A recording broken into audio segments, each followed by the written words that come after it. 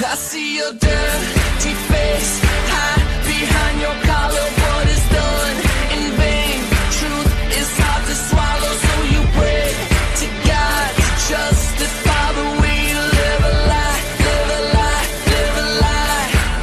And you take your time, and you do your crimes.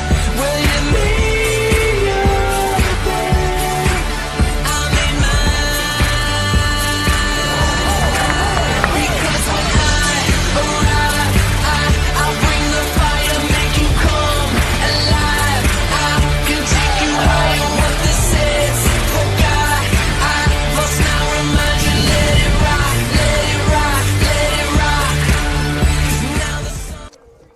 Ladies and gentlemen, welcome in to the Bear Sports Network presented by MBA Roofing out here at Durham Field for today's non-conference matchup between the Lenoir-Rhyne Bears and the visiting Lincoln Memorial Rail Splitters. I am Director of Athletic Communications, Jeremy Zalaka, alongside with me, broadcast partner Justin Hay. And Justin, let's hop right into this matchup and some of the keys to the victory for Lenoir-Rhyne. Yeah, Jeremy, today's important keynotes of the game are going to start on the mound for the Bears and continuing the hot streak they've had, bringing in a 3.3 team ERA today. If they can continue that against a team from LMU that's swinging the bat pretty well coming into the game, they'll be able to come out victorious. Also, keeping the Rail Splitters at bay on the base pass. The Rail Splitters come in stealing 25 of 31 bases in 11 games. The Bears not doing so well behind the dish, controlling the running game as of yet, but we're looking to have that change today as we move forward. Timely hitting, another thing for the Bears that can really help them today, as we've seen, leaving some runners on base in some key times early in the year. So if they can get that timely hit, pitching, and control the running game, it should be a great day. Starting pitching has definitely been the key this year. The Bears starting rotation with a sub-2 ERA. Today, first career start at Lenoir-Rhyne, and his first start at least in a couple years, Ian Fago on the mound. Played 6 games out of the bullpen at Charleston Southern, 3 more out of the pen this year for Lenoir-Rhyne, probably on a little bit of a shorter leash, but Justin, tell us a little bit about what we can expect from Fago. Fago's got some electric stuff. He's been known to sit in the mid-90s, can pitch in the zone and let his stuff work.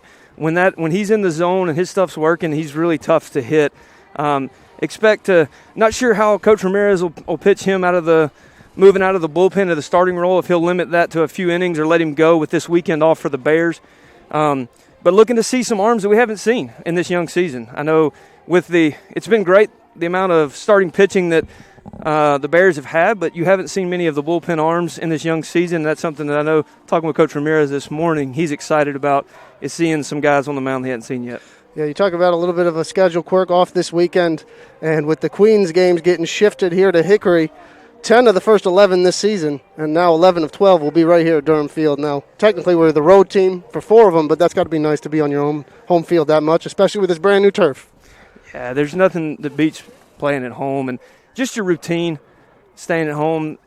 This brand new turf, getting used to playing on it, has been awesome for the Bears. So you can't beat home, but they'll be heading on the road soon. Yep. So following today, the Bears will travel to Tusculum on a midweek next Tuesday. So this is their last game for about 6 days. And then, let's see, we got 5 straight on the road before a home game against Coker. And then back on the road for another 4-game set against Anderson. So a little funky schedule with baseball. This is against a conference opponent, but this midweek game is a non-conference game. And we're going to get ready here for some starting lineups and national anthem. So we will be back on the Bears Sports Network in a couple minutes.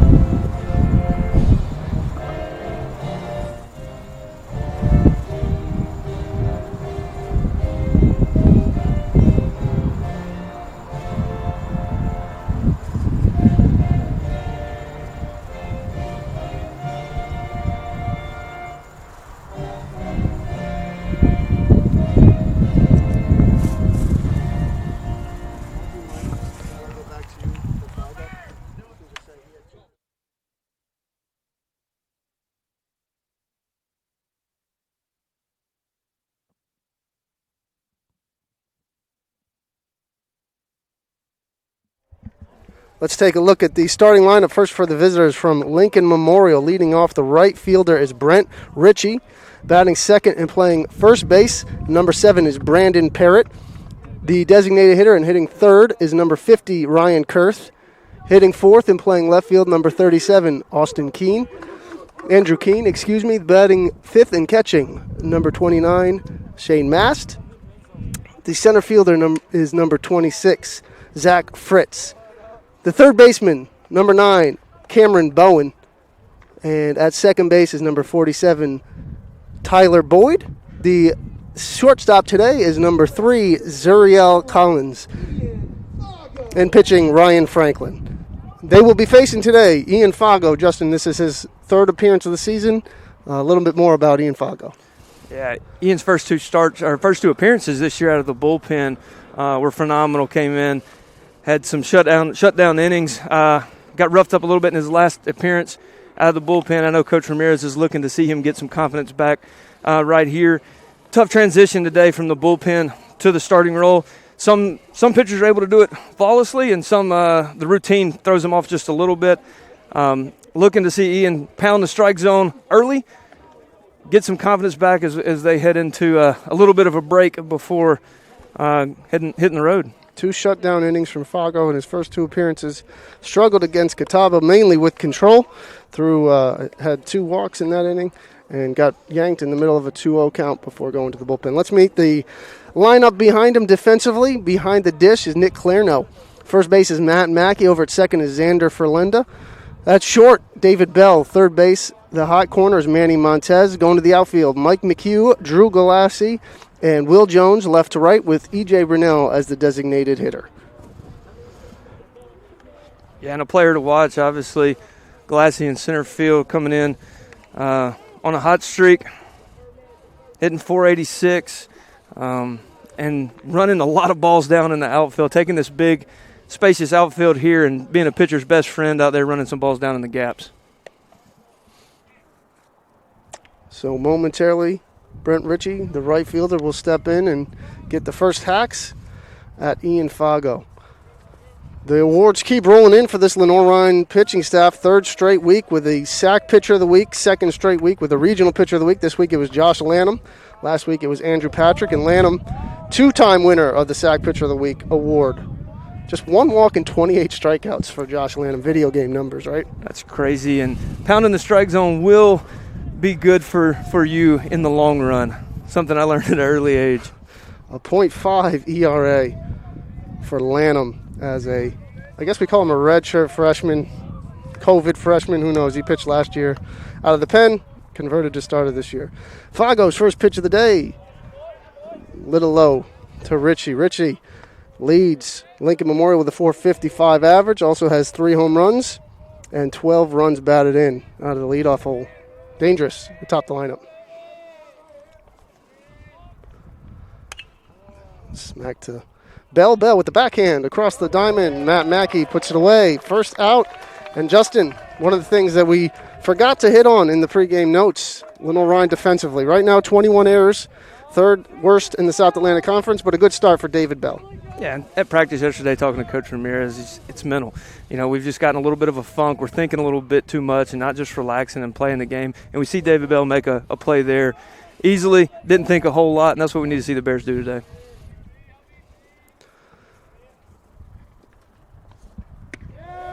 Strike 1 on the outside corner. First pitch strikes are really going to help Fago as the rest of his repertoire of pitches will really come into play in that devastating slider. First baseman Brandon Parrott, lefty, steps in. Fouled off. You mentioned how important it was for Fago to get ahead. Starting out throwing strikes today. Keep that pitch count low, too, because probably a little shortened leash on him today. Yeah, I'm anxious to see what Coach Ramirez wants to do with him. Long day off, long time off after this game, so no chance or nothing with burning him here. But still, he wants to see some other arms. Ball upstairs to Fago. 1 ball, 2 strikes. Left-handed hitting Parrott's a .286 hitter on the year. Started all 11 games for Lincoln Memorial with 1 homer and 9 runs batted in. and a threat on the bases with 5 stolen bases on the year. Ball's up and in. We talked about the deadly running game, and the rail splitters also shows the added importance of just throwing strikes. You don't want to put them on for free and let them get going to their bread and butter with the running game.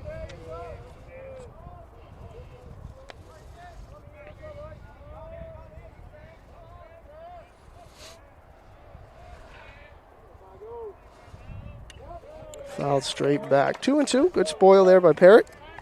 Staying alive. And Fago will be deadly if he stays around the knees right there. Low to mid 90s at the knees is tough to hit. Expect to see a lot of strikeouts if he stays there. Just a bit upstairs. How do you lay off a pitch that close? I'm not sure, but it's going to run a full count to Parrott. Slider just slipped out of the hand. It looked like there's this payoff pitch is a big one.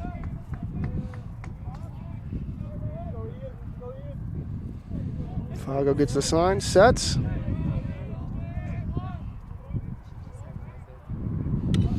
Chop to first base. Mackey with the easy hop. Takes it by himself. 3 unassisted. 2 up, 2 down to start this one for Ian Fago. That's the type of start you wanted to see for Fago. Just get the confidence back in the zone. Quick outs. Kind of take some of the energy out of you. A little bit of the butterflies. Get in the groove and start cruising. Ryan Kurth, your number 3 hitter, number 50 for Lincoln Memorial, but number 3 in your lineup card. The designated hitter for the Rail Splitters. Waves and misses at strike 1, way behind that one. And Lenoir-Rhyne has a little velocity chart in their bullpen. The other day I saw Fago 95 plus on that one. And Kurth comes into the game hitting .325 in the 3 spot. Has been a big producer for the Rail Splitters. Looking for him to try to extend the inning here.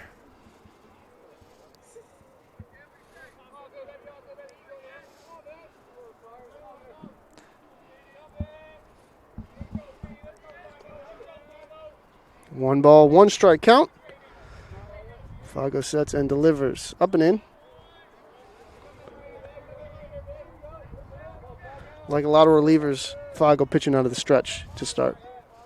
Yeah, just minimalizing the things that can go wrong in delivery. Just trying to be simple, get the arm in the right position, get down the hill.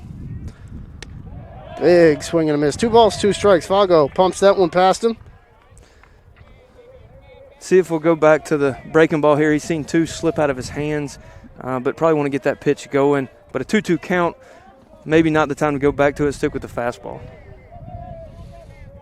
Fago sits, shakes that front leg, kicks, and delivers up and away. Runs it full. So full count on back-to-back hitters for Fago, but no damage. Trying to keep the pitch count down and get Lincoln Memorial 1, 2, 3 to start this one and get back in the dugout, get those bats working. And Kurth with more walks and strikeouts on the year, so you know he knows the zone. Expect him to have a good eye here and force him in the zone. Right down the middle. Fooled him, got him looking. Fago, strikeout number 1 on the afternoon, and a 0 on the board for Lenoir-Rhyne as we head to the bottom half of the first inning on the Bear Sports Network, presented by NBA Roofing.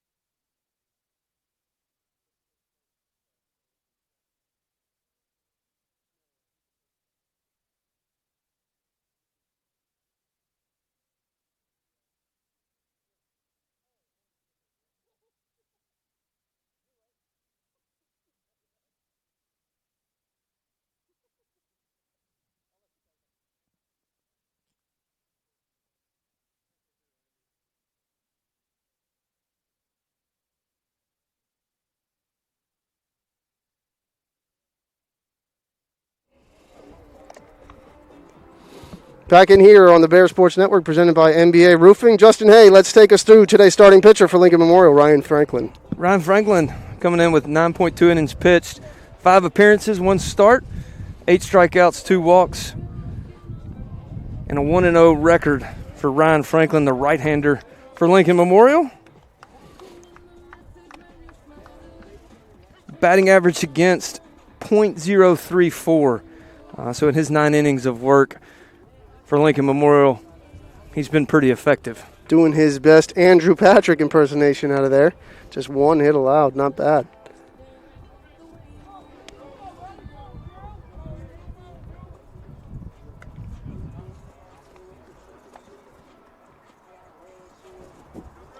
A year ago, Franklin, 6 appearances, 4 starts. He had a 5.23 ERA, a 194 whip. I know Justin likes that number. That statistic anyway, only 10 1/3. And those 6 appearances, 14 hits last year.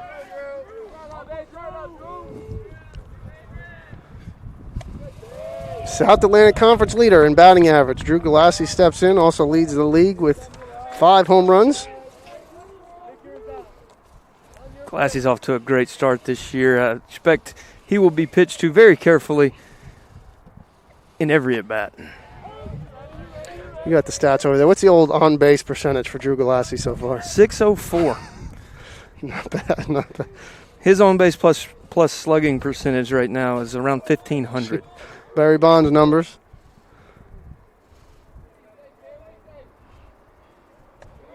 Up and away. Galassi, graduate student transfer.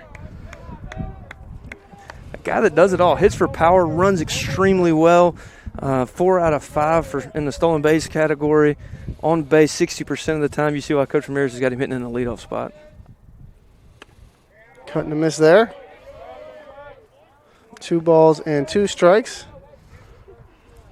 Nice afternoon for baseball here at Durham Field. Little breeze, but 60 degrees. We'll take this any day of the week compared to what we've broadcast in prior this year. Yeah, short sleeve T-shirts. Yeah. A little warm in the sun. Galassi takes that one on the inner half. Got a bark down the third base line, and no, didn't agree with that one, but Galassi retired. First strikeout and out of the game for Franklin. Gives him 9 on the season and now 10 innings pitched. Tough thing about leading off is you don't know the strike zone yet. You haven't seen the pitcher. That leadoff spot, first batter of the game, it's really tough to know all those things. You're having to get some feel, and that ball looked like it might have been at the top of the zone, but we'll see as the day goes on if that pitch gets called throughout the remainder of the game. Ferlenda moved up to the 2 spot in the lineup in the Queen Series, so this is just his 4th game hitting second for Lenoir-Rhyne.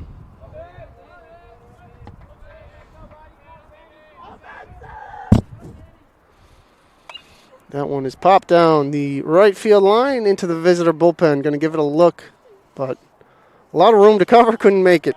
Good effort over there by the right fielder. A lot of foul ground at Durham Field here. Right fielder gave it a great chase, but ball didn't hang up long enough, and everybody's getting reset. How about this number, Justin? The first time all season that Chris Ramirez has been able to use the same lineup in back-to-back games.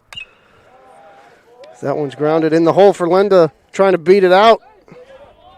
Tough play over there. It's short, diving effort. 1 hops to throw to first base. Verlinda beats it out. Collins diving to the backhand. That one's going to go in as an infield hit. We take a look at this replay. Nice defensive play, just couldn't get it over there in time. Yeah, Collins showing a lot of range, getting in the 6 hole and getting to that ball. Sets, tries to do the right thing by make the long hop there. Didn't, probably on a natural field, Jeremy. That ball probably is caught by the first baseman. Took a big hop coming in, and that's just the difference between turf and a natural field as we see the infield single there for Ferlanda.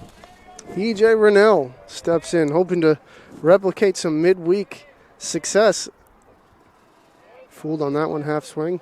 Against Francis Marion on Tuesday last week. 2 3-run home runs in his first 2 at-bats. Not a bad way to start your afternoon. Yeah, you'll take that any day. and you get some attention from the other pitchers when you do that as well. So expect to see him pitch backwards like we just saw there, starting off with a breaking ball.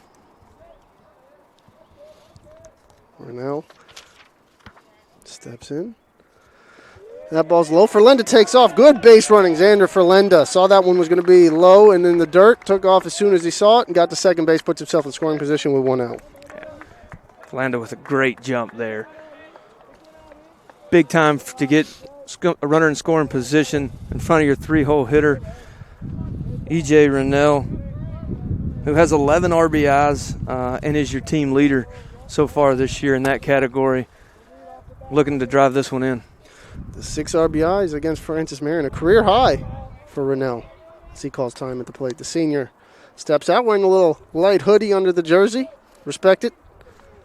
Going to tail off a little bit when that sun goes down, but he knows where the temperatures are going today, so he's prepared. Better overprepared than underprepared. 1-1 strike with 1 out. And that one's pop foul. 1 ball, 2 strikes is the count.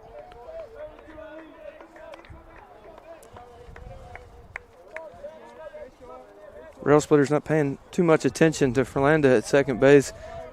Looking for him to try and score on a base hit here as the right fielder's playing pretty deep. Right and center fielder playing pretty deep. Left fielder playing about normal position. 1 ball and 2 strikes to Rennell. That one is way low. Ferlenda, good secondary lead, but saw the catcher keep that one in front of him, and he's going to stay at second base. Good defensive play by Mast there behind the plate.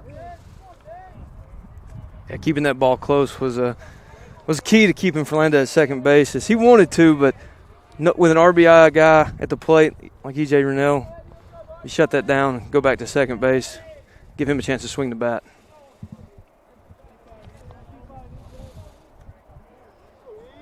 Two and two, evened it up. E.J. Rennell. Swing and a miss. 2 strikeouts in the inning. Sandwiched around an infield base hit. And another strong start here for Franklin. Yeah. Rennell saw 1 pitch to hit in that at bat, and he fouled it off on the fastball. Saw a lot of breaking balls. Something that, going back to the dugout, he's wishing he had that fastball back. And that was the best pitch he had to hit during the at bat. Nick Clarno hitting cleanup. Catching today as he has much of this season. Seen a little action at third. And that ball is perfectly placed at the knees on the outside corner. 2 out RBIs is what you need out of your middle of the lineup. And as I said in the pregame, timely hitting would be important for the Bears. This is one of those situations where you need a timely hit. This Lenoir-Rhyne pitching staff hasn't needed much run support this year, but on these midweek games, you're going to see a lot of arms most likely. But as you mentioned, Lenoir-Rhyne with a little advantage, as that one's roped down the left field line. A little advantage in the fact that they don't play for a week, and also Mars Hill and Lincoln Memorial played a doubleheader. They went Sunday, Monday, so not much time for the pitching staff to rest for Lincoln Memorial. So early advantage probably to Lenoir-Rhyne in that aspect.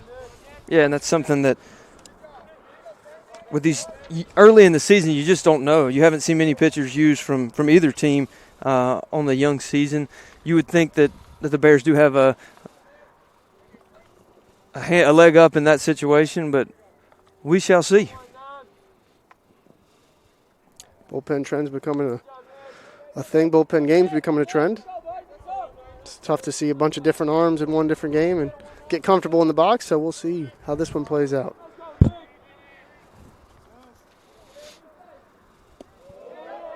That one gets away from the catcher. Ferlenda advances to third. Probably a pass ball on that one. Hit off the mitt, not too far outside. But it's 1 ball and 2 strikes still clear now with a 2-strike count. Got to find a way to put this in play and hope to find a hole. We talked about Fago probably not going deep. I can imagine Franklin's going to go deep either. 5 appearances, 1 start. You mentioned just 9 2/3. We talked last year, 6 games pitched, 4 starts, only 10 innings. So probably more of an opener.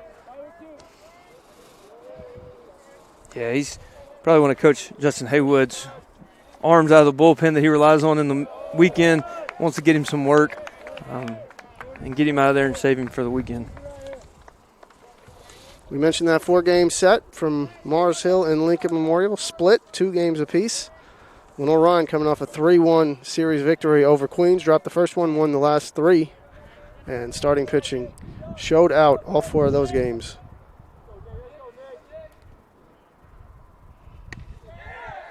Clarno goes down looking. 2 strikeouts in the inning for Lincoln Memorial. And after 1 inning, Franklin and Fago each put up zeros on the scoreboard, heading to the top half of the 2nd inning here on the Bear Sports Network, presented by NBA Roofing.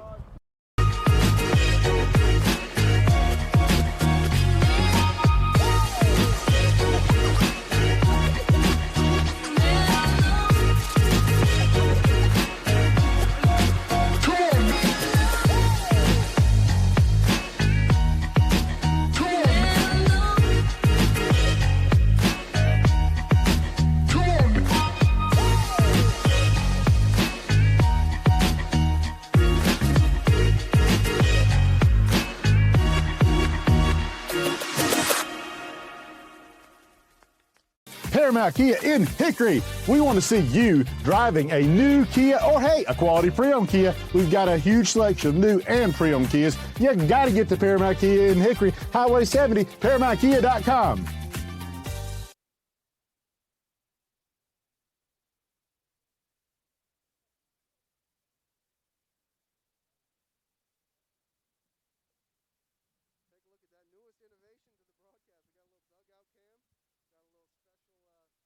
Probably join us in the top half of the 4th inning on the Bear Sports Network, presented by NBA Roofing. Stay tuned for that one. Dugout cam's a huge new feature by our external team, finding ways to get some new creative shots. Want to see that home run celebration in the dugout, or any kind of celebration, really? Yeah, I look forward as the season progresses to the players get a little bit more used to it. Once they figure out there's a camera somewhere, they find it real quick. Who do you think the first one will be? I got Mike McHugh. I didn't even want to let you finish. I got Mike McHugh. I saw him eyeing it up pregame. That's not who I would go with. Okay, who you got? Come on, you know this. He's my guy. He brings the energy. Oh, Lanham. Lanham. You got Lanham. All right. He'll be Josh Lanham will find the camera before the end of the game. Definitely, if we were to give this like an NCAA tournament type of bracket, they'd definitely be 1 seeds. Definitely.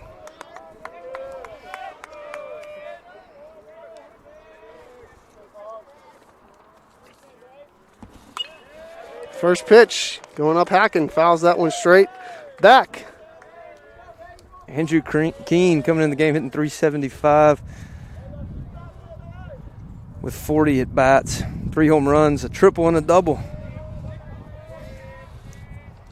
Game number 12 for Lenoir-Rhyne. As that one is up and away. Also Lincoln Memorial game 12. You know, that kind of ghost in the closet from last year always kind of lingers. So you always feel fortunate anytime you can get some games in. And hope you get as many as we can. And all of them at home here will be on the Bear Sports Network. Even the ones that are road games that become home games. We got you covered. Thanks to NBA Roofing. NBA Roofing, the presenting sponsor for Bear Sport Network this year. Huge shout out to them for bringing you the coverage of all our teams here at home. And they were at my house yesterday fixing a skylight. Did great work. Couldn't do it without them. Couldn't do it without you all from watching at home. And hope to get all you out here as soon as we can and keep you all healthy and safe. Check swing. Going to say no swing. Did the first base umpire. And that's a big pitch right there from Fago. If you've been following, he's seen the slider slip out of his hands a couple times. That one's down. He slowed his delivery down a little bit and probably telegraphed it.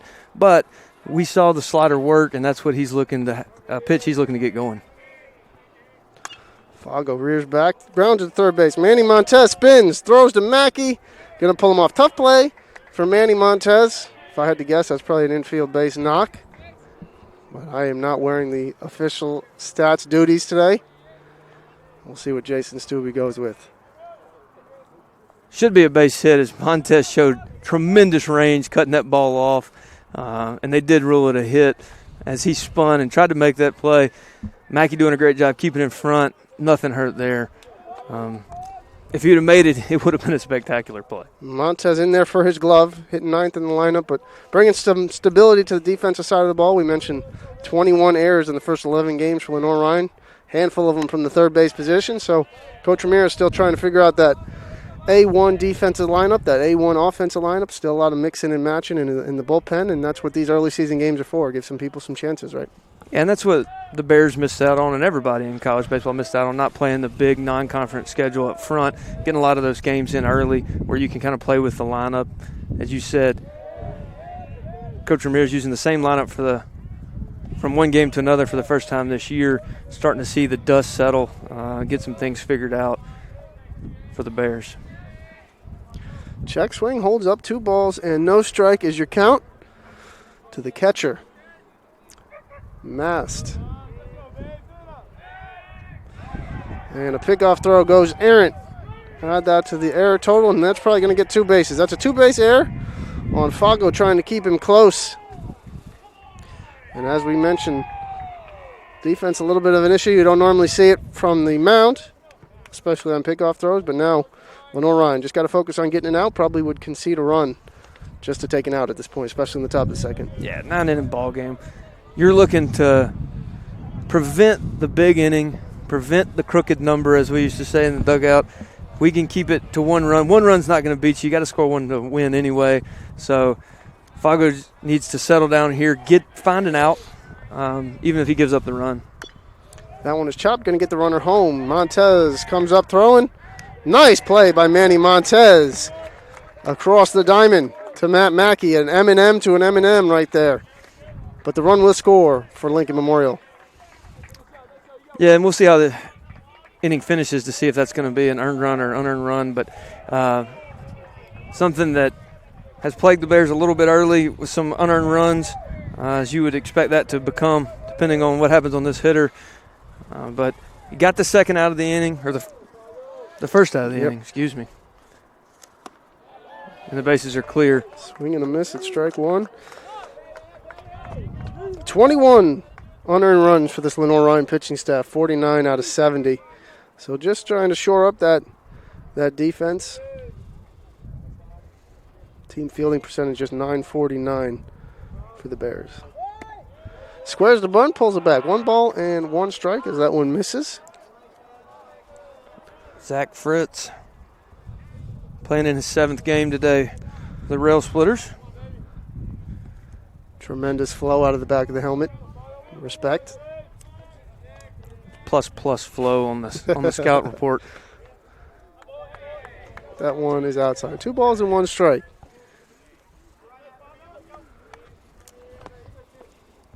Fritz, a center fielder, keeping Montez at third awake by showing bunt earlier. A lot of green grass on this side of the mound between Montez and Fago.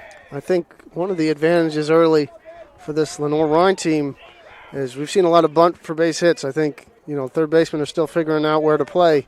Defensively, especially for the opponents, Lenoir-Rhyne has more of an advantage having practiced here. And we talked about playing 11 in the first 10 on this surface. So pretty much just get it down the line, and they've been able to bunt it out.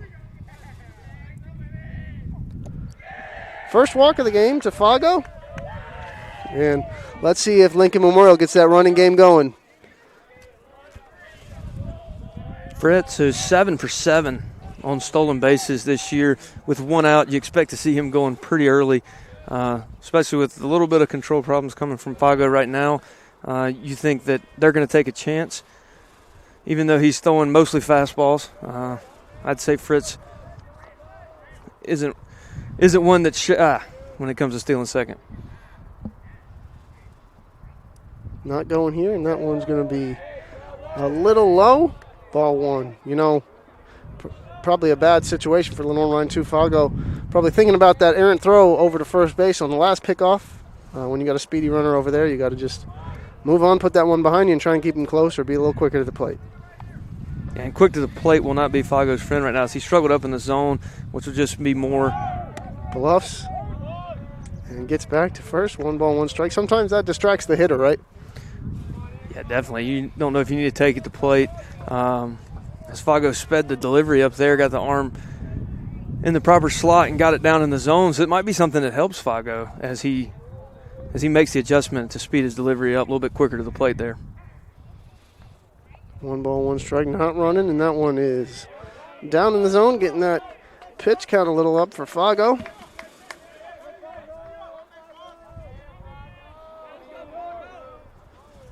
.28 pitches, just 13 for strikes early. More balls than strikes, but been able to limit the damage to just, as of now, an unearned run. But we got to see how the inning plays out. Fritz is running. Ball's put in play. Bell with a tough one. Tough hop, short hopped him. Couldn't come up with it. Trying to ate him up a little bit. A tough hop. Bell took his eyes off that one as he saw Ferlanda coming across, who was breaking to second base to cover the bag on the steal. And Bell just took his eyes off the hop to see on the communication there who was going to take the ball instead of just going after that ball. And when he looked back, that ball was just eating him up. Yeah, those big hops with speedy runners are already getting your momentum moving quicker than you want it to be. When you don't come up with it cleanly, you know what the outcome's going to be. Probably just eat it and don't make it worse. And that's parts of the game that the running game and speed affect is you make people speed up their decision-making process. You make people uncomfortable. You're out of position. He'd already peeked at the runner to make sure Ferlando was covering the bag. Then he had another look because Ferlando's not normally standing right on top of the bag, but I think Xander could have probably taken that ball. Just a little miscommunication in the middle. See if they can roll the pair to get out of this one. Just one out, as we are in the number 8 spot in the lineup. Tyler Boyd steps to the plate, hitting .158, 7 games played, 5 starts. Double steal, and Clarno can't come up with it cleanly. That's going to add 2 more stolen bases to the Lincoln Memorial season stat line. And opposing runners now 23 of 27 on Clarno behind the plate. Yeah, and that was a tough pitch to handle. Ball short hopped him. He tried to pick it and throw it. Did a good job getting his body in front of it to keep it from going to the backstop. Because with Fritz's speed, he might have been able to score from second base on a wild pitch. Infield still playing for an out. Maybe pinched in a tad at third base. But he'll retreat about a couple steps behind the bag. 1 out, just got to get an out. Still plenty of game left, 8 more bats. Probably mostly against the Lincoln Memorial bullpen. That one's down. Fago struggling a little bit. Maybe trying to find that release point and repeating that delivery. 3-0 on this number 8 hitter in the lineup. This is where Fago just has to take a deep breath, refocus, not trying to do too much. Just pitch to weak contact in the zone and let his defense work. That one is going to bounce in a 4-pitch walk to the number 8 hitter. You don't want to walk speed and you don't want to walk bottom half the lineup hitters, but Fago has done both in this inning, and now he's going to have to battle his way out of it.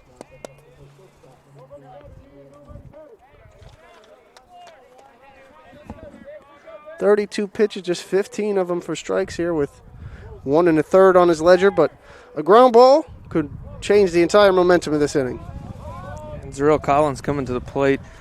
2 sack bunts on the year, hitting .121. Look for them to do something to get an RBI here.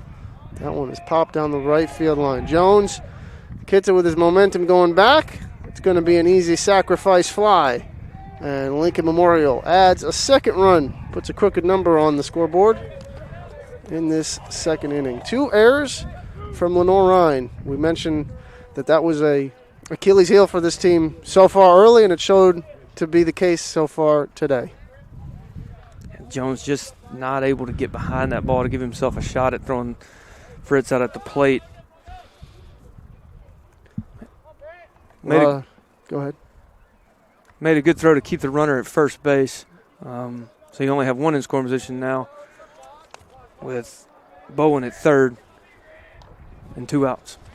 A lot of speed, and Fritz at third base, decently deep in the outfield, was going to be a tough play anyways. Cut and a miss. Ritchie, 0 for 1. Back to the top for the rail splitters.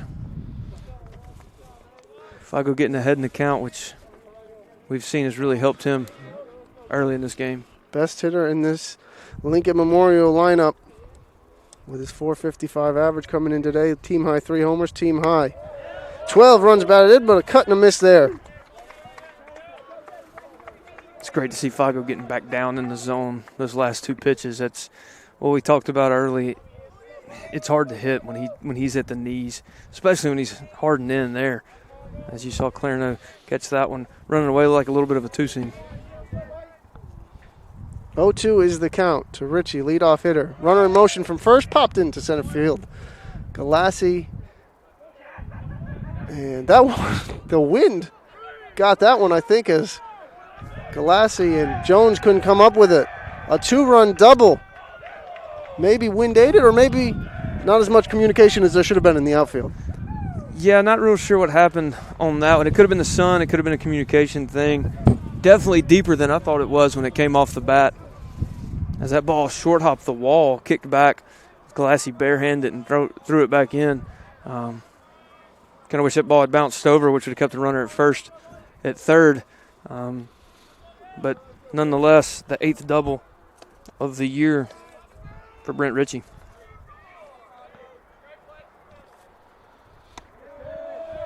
The ball misses outside.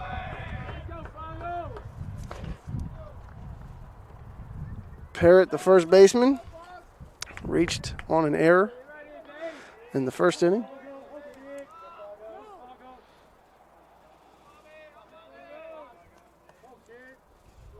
Runner is moving. Clarno up and throwing. Great, strong throw. Gets him by a couple steps. Clarno says no more in this inning and sends the Bears to the bat rack, but having to figure out a way to come back from this 4-0 deficit in the bottom half of the second inning.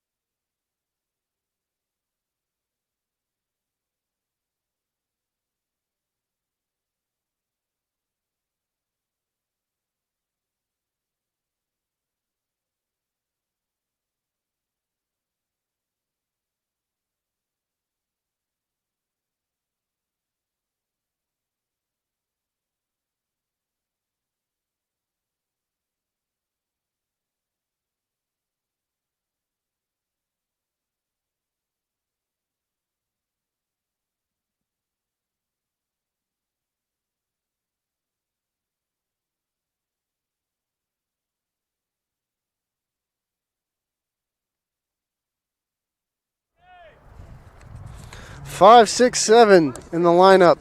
Due up in the bottom half of the second inning. Matt Mackey, first baseman for Lenoir-Rhyne. Mackey, somebody that got going a little bit this weekend, looking to carry that momentum. Spoke to him before the game. That backside ground rule double late was impressive, but also hopefully gave him a little bit of a spark and some confidence because he can swing the bat. Ball outside, 1 ball and no strike to Mackey.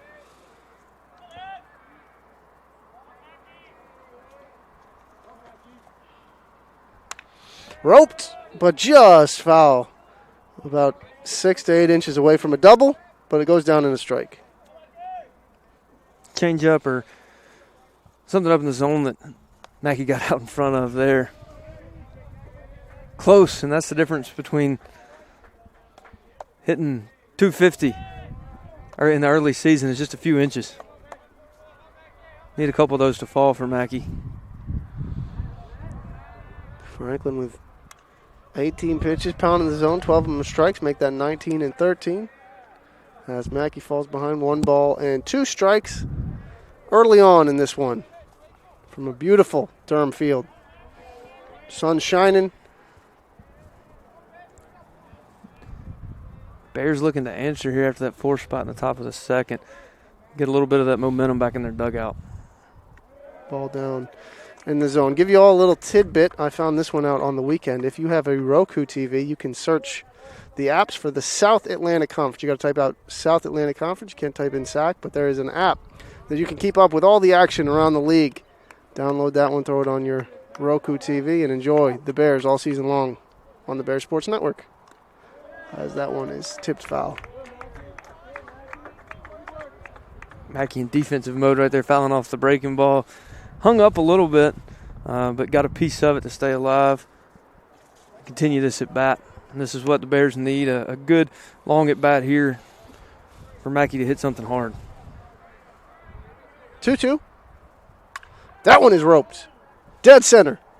Fritz on his way back, looking up. That one is in the trees. A solo home run for Matt Mackey to dead center field. Puts Lenoir-Rhyne on the board. An impressive feat to hit one out the dead straightaway center, JZ, and that might answer our question from last inning about the wind aid as we saw that ball take off. But I think Matt Mackey just caught that one square as he drove that ball as well as you can with 2 strikes. You don't see many balls go out of dead center at this park. Second home run on the season for Mackey. Both of them coming on at home.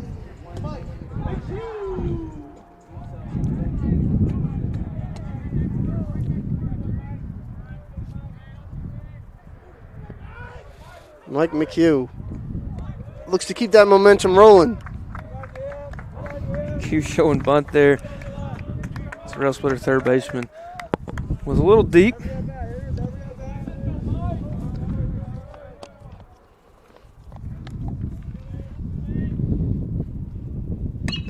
McHugh gets a solid poke on that one. Fritz going back. Off the fence, one hop the fence, excuse me. That's in for a double, and Justin, these balls are flying off the bats today. Yeah, Fritz broke in on that ball, which tells me the wind, which just picked up. The flag was at a standstill, really had the effect. See a center fielder break in, and then that ball short hopped the wall out there somewhere around 395. As we see the replay there. Good job by Mike McHugh on that fastball. Will Jones steps in.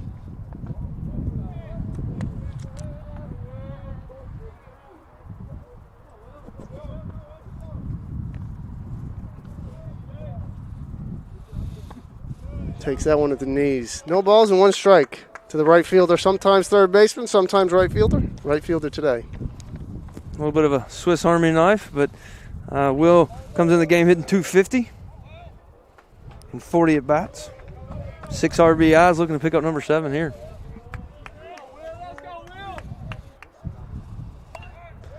And there is that bunt for a base hit that we just talked about.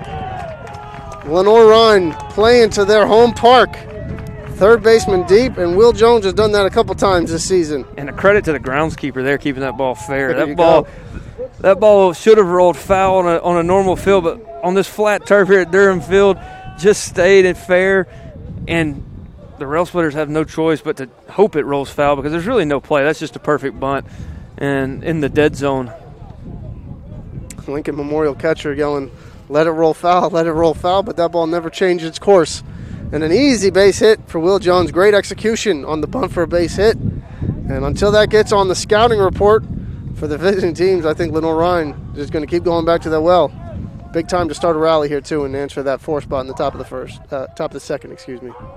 A huge answer here for the Bears. I'd like to see them post a crooked number. David Bell, shortstop, takes. That one is going to miss, probably outside. You all at home probably got a better view of inside or out on your TV or computer from home. We're down the third base line, so we're better judges of up and down. So that one must have missed outside.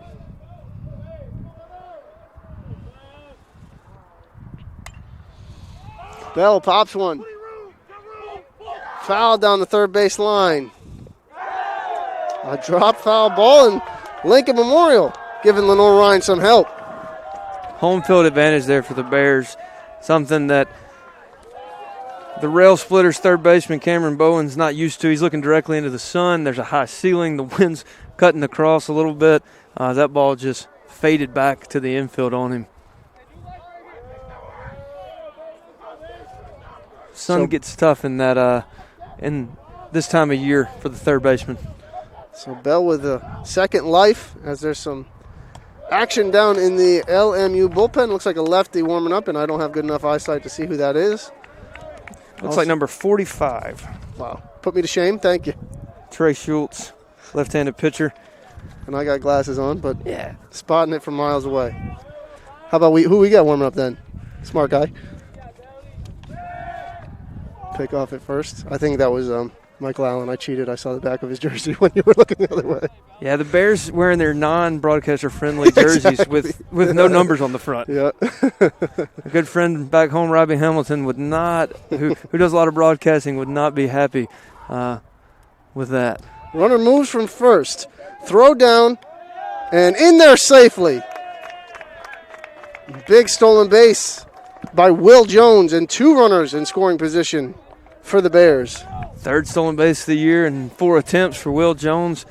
Takes a double play out of order. Gives Bell, as we see, the Southside Power and Fitness replay as Bell beats the throw with that left hand. Big-time production work from Philip Lescavar there.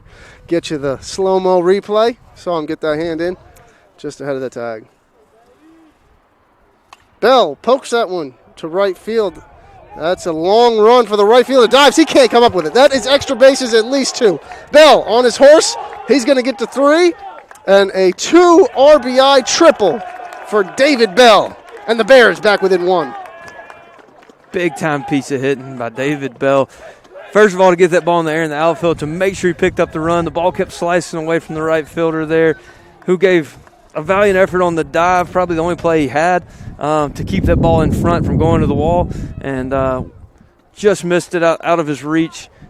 2 RBIs for David Bell on the stand-up triple. Got to be a bad feeling for the outfielder when you make a dive and you come up empty. Solid camera work there.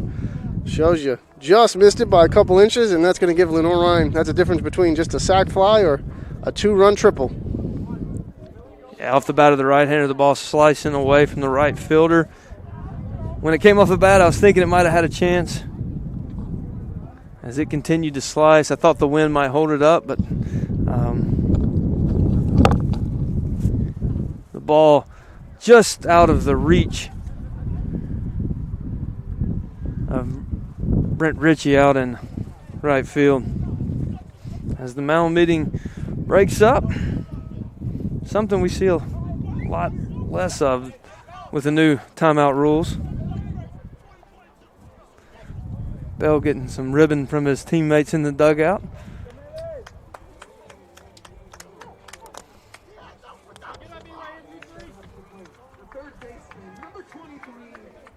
As Manny Montez steps to the plate, the Bears' third baseman.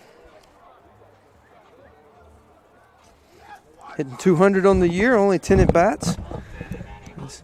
His defense has got him into the starting lineup for the Bears over there at third base. We've seen a couple examples of that early in this game.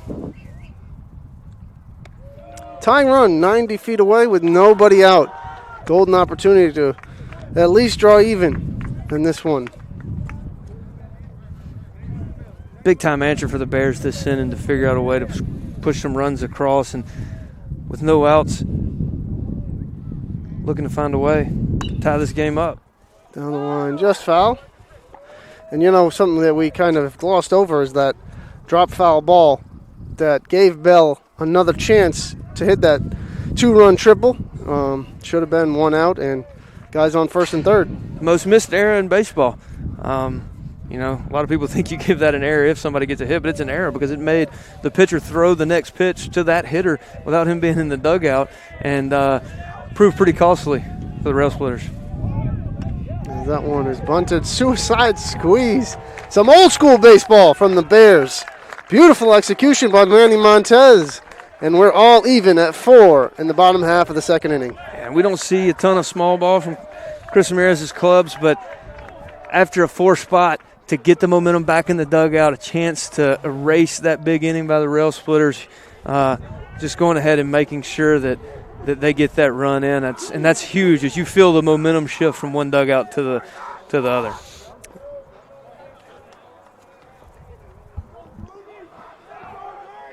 Drew Galassi back to the top of the lineup. Pulls it back. Shows bunt. Probably getting some respect there from the third baseman, trying to get him in a little bit and see if he can hit one hard at him. And Lincoln Memorial not shifting Galassi as we've seen a lot of our opponents do this year. Playing him straight up. Second baseman with a little depth off the back of the dirt. But the bunt by Galassi and his speed will allow him to beat the shift and make people stay home. Although, as he's proven, he's a sack leader in home runs right now. If he bunts, it might be for the best. That one is ball 3.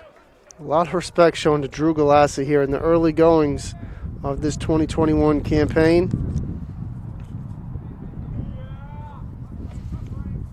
Already got 10 walks on the year. A couple of those intentional early in games. Late in games, as we see him draw his 11th walk of the year there. And he's also a stolen base threat. 4 out of 5 this year. Runs a 6.5, 60. Really moves well for a guy who can also hit for a ton of power.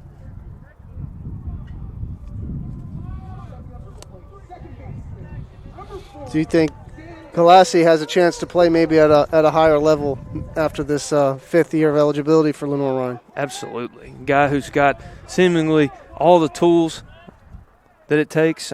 He hits for power, he hits for average, he can run. Arm's probably the most average part of his game, and it's pretty good. So a few scouts in the stands today. Saw 3 before the game started. Here to take a look at a couple guys from both teams. Had a chance to speak with them, and hoping to see some more Bears names called in the MLB draft. You sure they weren't here to watch us? Yeah, maybe if I was pitching and see what the hitters would do against you. Yeah, I'm really good at hitting barrels. Justin Hay here with us. I'm Director of Athletic Communications, Jeremy Zalaka. Happy to bring you this one. We're just happy to be out of the office in some sunshine. Exactly. Soaking it all up. Probably going to get a sunburn on my bald head with a nice little microphone tan line, but you know what? Doesn't matter to me. Yes. Franklin is showing a lot of attention to Galassi at first base as he extends his lead to about the 10-foot mark.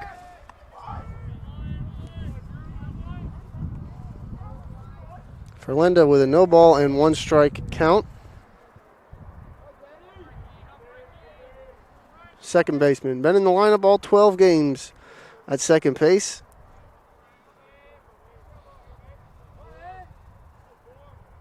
Galassi on the move. Did not get a great jump. And they are going to get him stealing.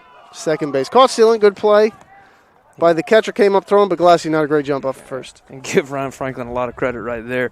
Between keeping him close from the multiple pickoff attempts and how quick he was to the plate,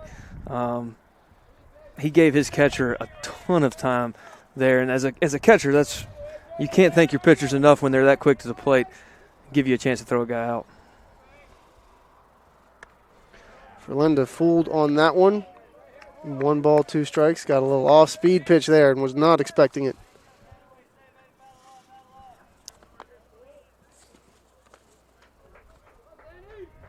Sam Mass, the catcher, behind the plate. I was searching for the name. Jay-Z, want to give him some credit there. Tough position to play as Ferlinda fouls that one off in the dugout. Hey, watch out for that GoPro in the dugout.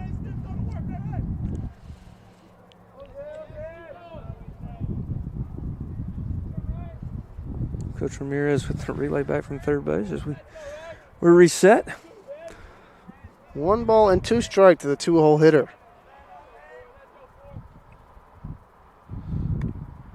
Takes a look at that one outside.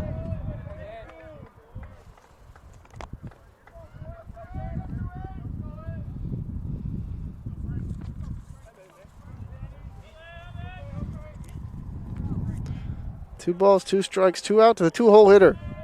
Xander Ferlenda. Gets his timing mechanism down. Puts the bat behind his head. Ready for the pitch. Franklin deals, and that one not really close.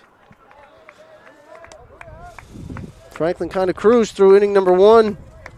Ran into some trouble, and again, defense related, as we saw for Lenoir-Rhyne in the top half of the second.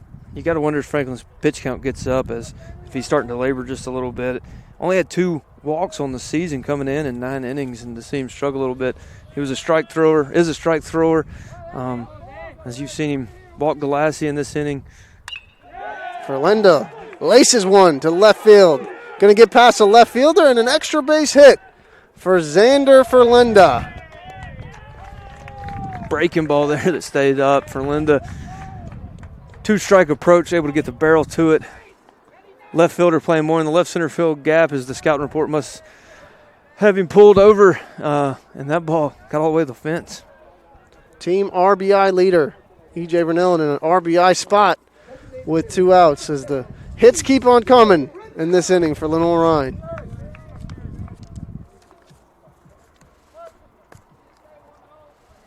Big-time answer inning, as we said already, but it would be even bigger.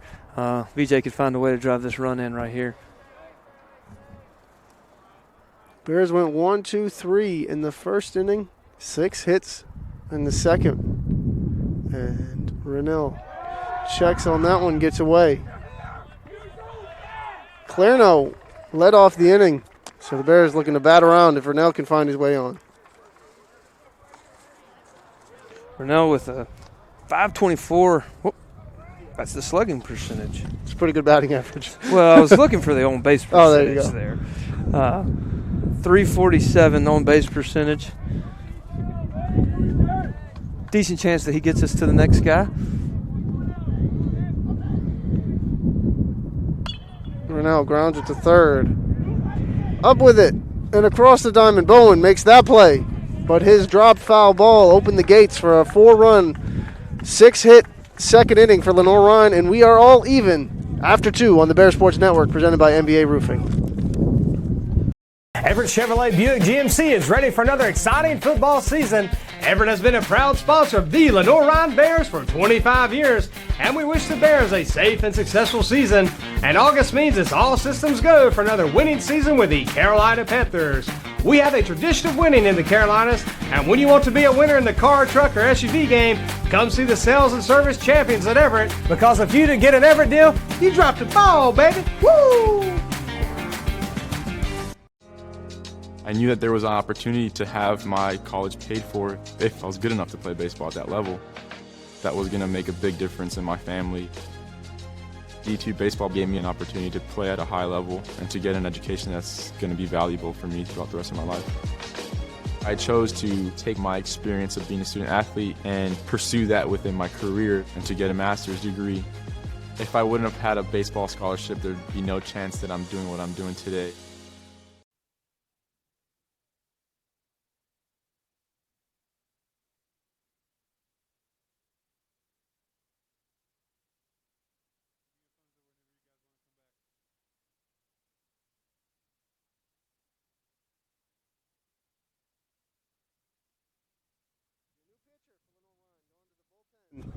Michael Allen, a sophomore from Manteo, North Carolina, Manteo High School, taking a shot on that one. Coming into the game, only 2.1 innings pitched on the young season. No decisions, no starts. 3 strikeouts, no walks. As I said in the pregame, Coach Ramirez mentioned earlier today, he was excited to get some guys who hadn't got to throw a whole bunch into the game today. And Michael Allen's the first Bear we see out of the pen. 3rd appearance on the year. Career appearance number 29 for Allen. 39 and 2/3 innings. In 2019, he threw 25 innings, most of his career. And he owns a career earned run average of 4.08 and a 3-0. Career record, all of his appearances from the bullpen for the right-handed pitcher. The 4-run spot there in the bottom of the second. Erasing the decision from Fago as Allen inherits a tie ball game. Looking for a guy to come in and throw strikes and keep that momentum in the Bears dugout. A little off-speed pitch, a little funky delivery there for Allen. I'm sure it's tough to pick up for the hitters. Yeah. Darts his windup. You think it's going to come naturally, kind of brings the ball back close to his body and throws close to his body. Hides the ball well. Still able to create a good bit of velocity off the fastball there as we see strike one. I imagine LMU probably goes to the bullpen in the bottom half of this inning as they got number 45. You called him last inning, warming up. And that one is fouled back.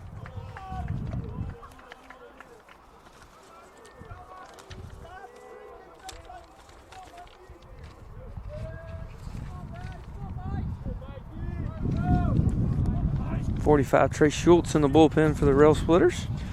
Justin wins the race to find the Lincoln Memorial roster. Faster than me.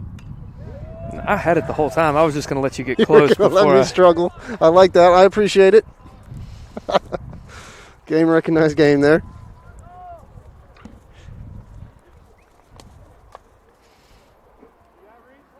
We play, I gotta keep it lively up here. Gotta Seriously. keep you on your toes. Please don't mute us.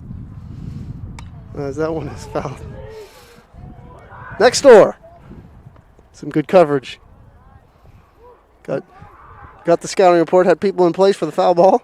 Rex Motley giving foul ball some chase. Rubbing that ball down. Veteran move. Might not be Rex. Hopefully Looked like him from a distance. he's not watching if that's not him. Hopefully he is watching. Please don't mute us. If Rex is watching, I'd like to ask him why he's not here. Yeah, It's why such aren't a you shagging fly balls? You got the next one. Yeah. Beautiful day to watch baseball at Durham Field. A nice socially distanced crowd today. We expect a late arriving crowd as people get off work. That one is popped. Rex!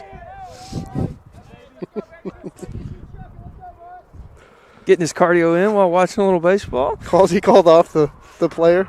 He said, I got it. My ball. Rubs it down. It's been here before. 1 ball, 2 strike. Here's your count. Brandon Parrott giving Allen a tough AB to start the inning.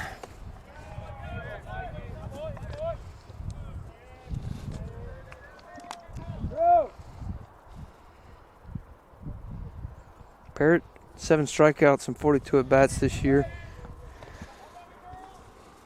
Doing a good job fouling off some good pitches from Michael Allen. Now straight back. In other action today around the Lenoir-Rhyne athletic news is the women's lacrosse team. Their first road game of the season. They'll be at Coker with the first draw control in about an hour. So pull up that screen. Check out the women's lax team trying to get a sack win against the Cobras. For a big weekend on campus Saturday.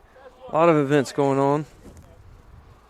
That one is roped down the right field line, and that was close to extra bases. Just missed a double, a leadoff double, but back to the batter's box.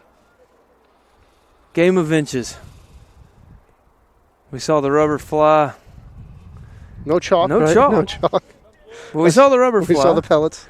Luckily, our first base umpire was right on top of it and had a good look, and it went the way of the Bears.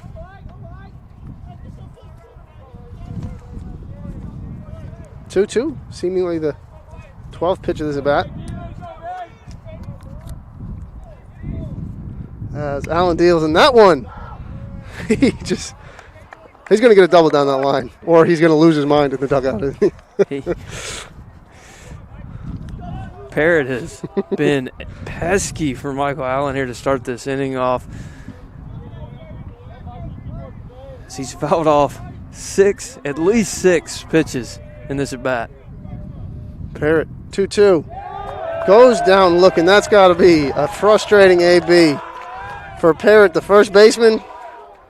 And we'll check that helmet, see if it's got some extra scuffs the next time he comes to bat.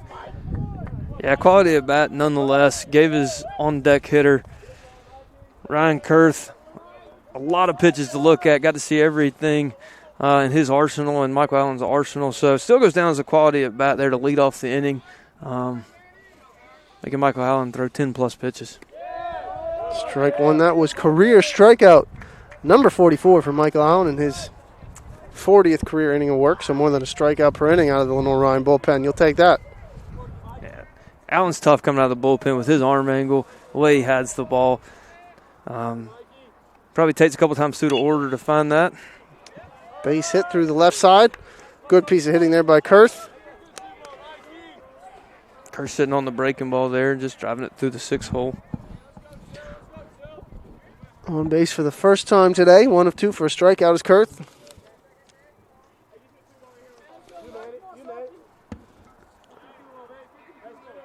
Brings up the left fielder. Kurth with the least amount of stolen bases. He's tied with a couple guys with 1 in the starting lineup. 1 of 4. But will run. As I think everybody in this Lincoln Memorial lineup will do. Andrew Keene, the left fielder. Second best batting average for the Rail Splitters. 15 hits in his 40 ABs, 11 runs scored. One of 3 players in double digits in runs scored for Lincoln Memorial, who scored 76 in 11 games. So I think we can do the math on that one, about 7 runs a game, but more than halfway to that mark here in the top half of the third inning.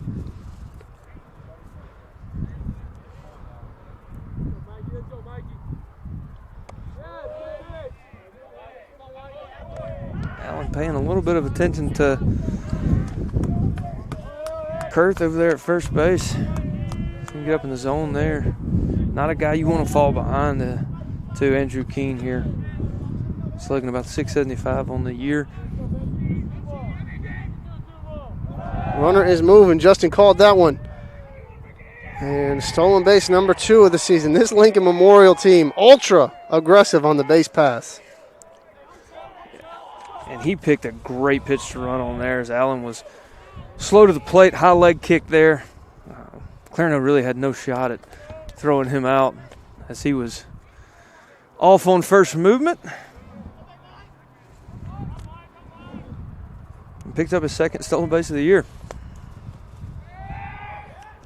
A little sneak pickoff play that I've forgotten the term. What do you call that play when you sneak the second Daylight. baseman? Daylight play. As you saw, Verlander flashes his hand there. And again, a game of inches. That's a great move, a great call by Verlander, and the ball is on the first base side of the bag. If it's on the third base side of the bag, we've probably got an out there. Great pickoff, great throw by Michael Allen, but it's on the wrong side of the bag. Lays off that one, just misses. 3 balls and no strike. Bears searching a little bit on the strike zone here and the consistency of it. Seen that pitch called a couple times today.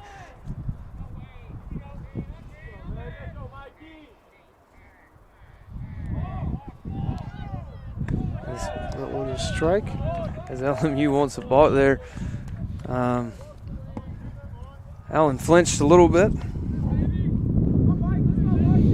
Luckily, went unnoticed. 14 pitches and 12 strikes for Allen, pounding the zone, but just 1 out to show for it from that long AB to start this one off. Breaks off something off speed to even that count. Run the count full, 3 balls and 2 strikes. Showing some respect, Andrew Keene there with the breaking ball 3-1. Hitters count, first base open. Trust the breaking ball, but if you miss, maybe he doesn't get good barrel on it and is fooled. 3-2 pitch. Runner stays put. Not close on that one. And first and second for Lincoln Memorial with 1 out here in the top half of the third inning. Brings the catcher, Sam Mast, to the plate. Just the second start of the season for Mast. Second start. This will be a 6th plate appearance. 6 at bat of the year. Use a ground ball at somebody right now. First and second, 1 out.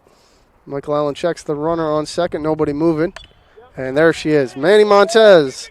Xander for Linda. Matt Mackey. Ask and you shall receive. JZ. 5-4-3. Double play. Thank you, Michael Allen. And we head to the bottom half of the 3rd inning. All knotted at 4-piece.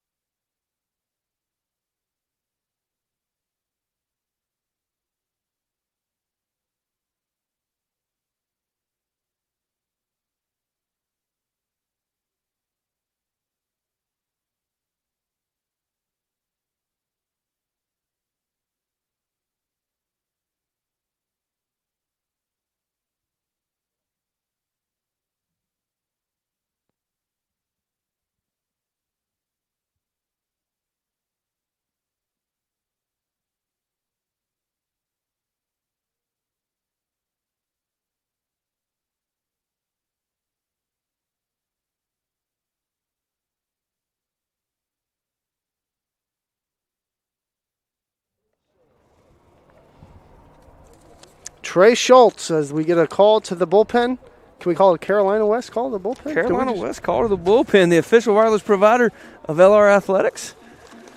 Making the call to the bullpen. Coach Justin Haywood, the head coach of the Rail Splitters. Bringing in left-hander Trey Schultz. 15 ERA, 3 appearances, 3 innings. 1 strikeout, 9 walks, but a 182 batting average against. I have a feeling this young man's got some good stuff when it's in the zone. That's Coach Haywood looking to get his pitching staff rolling, just like Coach Ramirez. Schultz, freshman, Kingston, Tennessee, Roanoke County High School to Lincoln Memorial. Just watching the way the ball comes out of his hand, I'm going to say that he's got some really good stuff. Coach Haywood looking to get him some confidence here as they continue on into conference play. Cleanup hitter Nick Clarno leading off the bottom of the 3rd.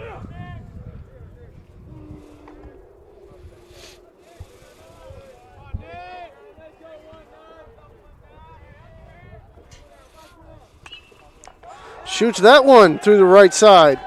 Base knock for Clarno off the new lefty. Clarno sitting first pitch fastball. Got it. Maybe a little bit behind it. Timing was a little bit late, but found the hole. That's the leadoff runner on for the Bears. Looking for another big inning. I think that's Ray Stokeham warming in the Lenoir-Rhyne bullpen. As pounding on that Matt infield base knock.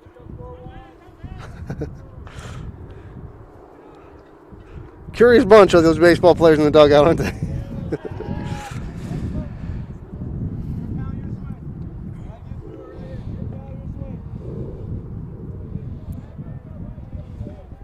Mackey, first at bat, hit one straightaway center field.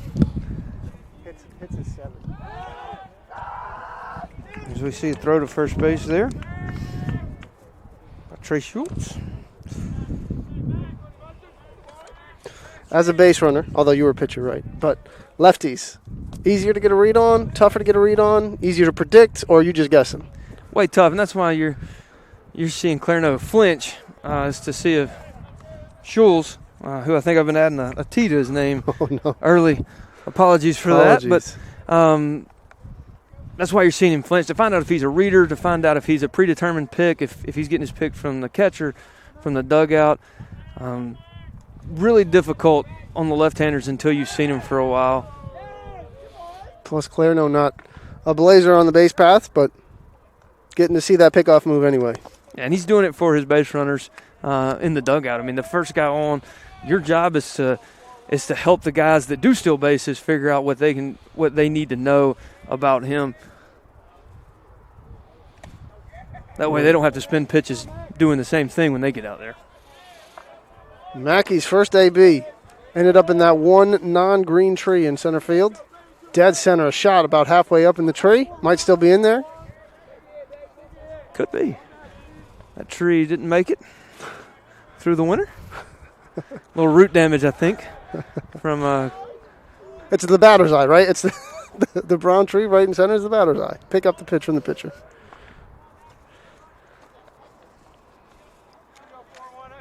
A lot of work done to beautify this place over the last 3-4 months. A lot of that goes to the guy on the left of me right here, Justin Hay, Director of Facilities. Making stuff happen on a daily basis out here. Easy to make things happen at Lenoir-Rhyne University with the support we get from alumni, fans,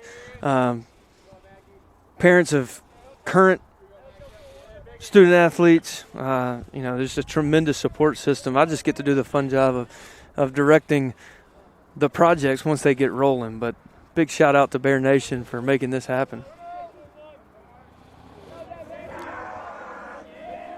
You've seen a bunch of Division II facilities in your time at Barton. Where would you rank this guy right here? Durham Field's on the up as far as the full turf field and the playing surface. Lenoir-Rhyne definitely ranks at the very top now. And as this project continues as Phase 2 and the grandstands and the vision for this set forth by Vice President of Athletics Kim Pate, Dr. Witt, our president, and Aaron Bessie does the fundraising from the external side in the Bears Club. Durham Field will be definitely in the top tier as we see Clarendon advance as on the breaking ball in the dirt. Mass did a good job to keep it in front, but kicked well out in front of the home plate dirt. One of the huge, pluses for this facility is it's not just a baseball field either. We've seen the soccer teams come over here when their field is too rainy and get some practice in, and all kinds of teams get to use this. It becomes something that everybody can use. You're right. The soccer team was going to play Coker last week, who has a turf field that they play soccer on. They were able to utilize it because the ball roll's different on turf. They've been able to use it in inclement weather days. Come out, Coach Ramirez spreading the love around. As I told him when I saw it, I said, I think it's the first time I've ever seen a soccer team practicing on a baseball field. But the Bears took care of business at Coker, a 2-0 win. We'll give the assist to the baseball right here. team. We got the football turf, so all kinds of facilities here for inclement weather. But today, not the case. But we saw those first season games against Coker definitely wouldn't have been played if we didn't have the turf. The 4-game series against Queens would have been a headache because we wouldn't have had a plan B to get this thing played here. So a lot of benefit. Yeah, during that first game of Coker, I texted Garrett Bear, the regional sales manager for AstroTurf, and who's an alumnus of Lenoir-Rhyne, and I said, if it wasn't for you, we wouldn't be playing these games right now. You can take that whether it is. I was cold and freezing, but the Bears got 2 wins. Mackey drives one to short. Hit it on the nose, but right at the shortstop. 6-3, first out of the inning. Unofficial, but give me a guesstimate. When did this project, the turf project, start? When did we break ground, or when did the installation we of the actual turf? November 1st. And it was finished? Probably December the 28th. It was ready. There was some punch list items we had to do, but I think we had until January 10th to get it done. I think we finished about 20 days early, thanks to some good weather early in the project. It's a little over a month and a half. Get this bad boy rolled out and reaping the benefits. That's why we love Bear Nation. We love Lenoir-Rhyne University, and I'm sure upgrades on the horizon. 1 ball, no strike, as McHugh gets ahead in the driver's seat. 2-0. Clarendon around to third. Clarendon's ability to move up on the wild pitch kept us out of a double play there. That ball Mackey hit was absolutely scorched at the shortstop. Jarrell Collins, but had no other play than to get to out at first. And now Clareno's at third base. There's the little things in the game, Jay-Z, that allow you to score runs that add up, that drive coaches crazy. Maybe not the things that show up in the box score, but the things that end up costing runs. We've seen that happen a couple times today with the wild pitch there and the drop fly ball here in foul territory in front of us. McHugh with a 4-pitch walk. We got Bears on the corners. First and third, one out, and that'll bring up the 7-hole hitter, Will Jones. Jones in his last at bat laid down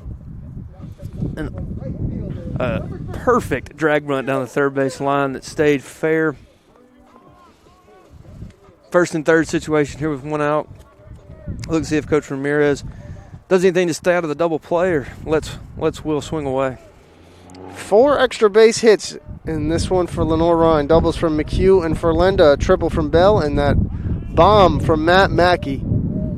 4 of the 7 for extra bases. Will Jones looking to add to that total. One of the lone singles on this one, as Justin mentioned, a bunt, beautifully placed bunt down the third base line.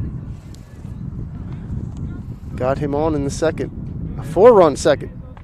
6 hits in that inning. Sam Mass doing work behind the plate for the rail splitters, keeping the ball in front of him there. So I've got a great appreciation for catchers behind the plate.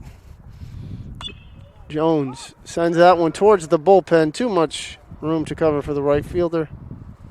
And that one bounces out of play. So we've seen Richie over there not be able to get close to a couple foul balls. That triple just missed his defensive positioning. Is he a little off the line, or are the Bears just putting it in the right spot? Well, he's playing straight up as he's in line with third base and second base against a right-handed hitter. And the scouting report on Will Jones would not be to play him shifted to that side. So just some luck for the Bears. And early in the season or the first time playing somebody, you see that as they're going off scouting reports and stats for defensive alignment, unlike when you see the third and fourth games of a series when you've seen a guy with multiple at-bats.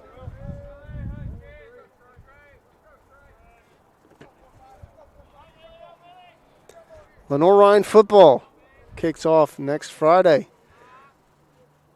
at Newberry's. That one's down low. 3-1. Bears home opener March 20th against first-year program Barton. I say first year. They had a program back in the 50s. Restarted it this year.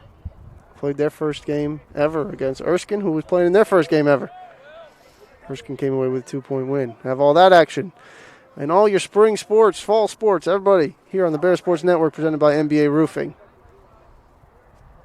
Jones gets in front of that one. Sends it past Coach Ramirez. Into the void left by the field tarp, Jay-Z. That's right, yeah. Don't need that anymore, do we? Got to be a relief for the players not having to roll that thing up.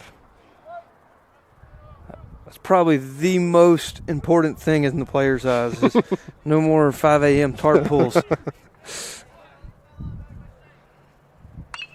Jones sends that one through the left side. And that's going to be an RBI base knock. Will Jones 2 for 2 with a pair of singles. And the Bears take a 5-4 lead here in the bottom half of the third inning.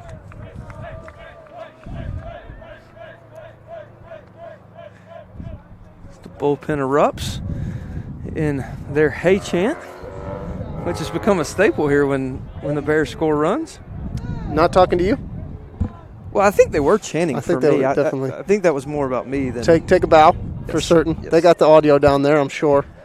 As we take a look at the reaction to that base hit from Will Jones.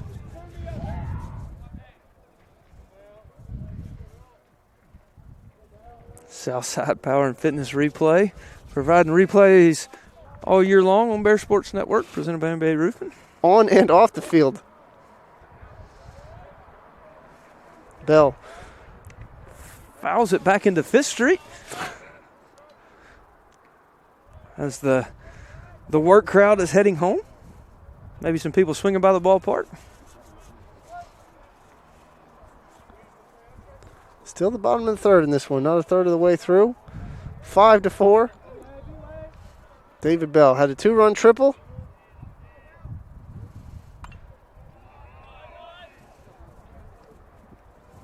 David Bell has now done something that I never did in my 106 college at-bats. Get a hit? No. I like that, though. Hit a triple. There's no way I would have ran all that. I'd have stopped at second base. But I appreciate your confidence. There is a reason I transitioned to be a pitcher. That wasn't it. We'll have to pull up the old baseball stats one day. Make you a baseball card or something.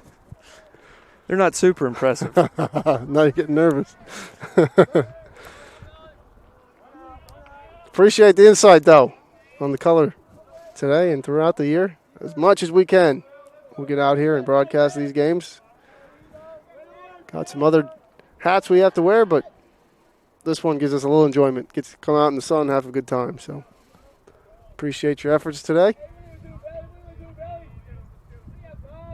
It's always a pleasure to get out here and watch baseball. David Bell chases that one at his eyes, and it's a 4-pitch strikeout and the second out of the inning.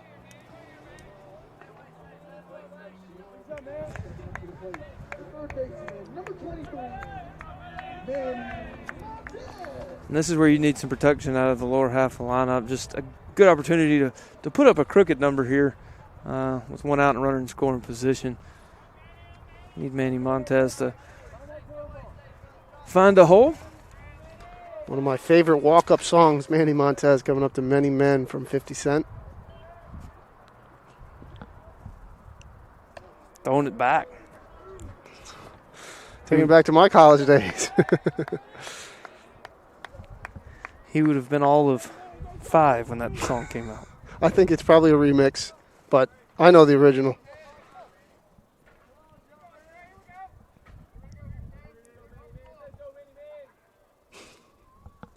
As they chant, "Let's go, Many Men" from the dugout. Fouls that one off. 1 ball, 1 strike. Does Montez.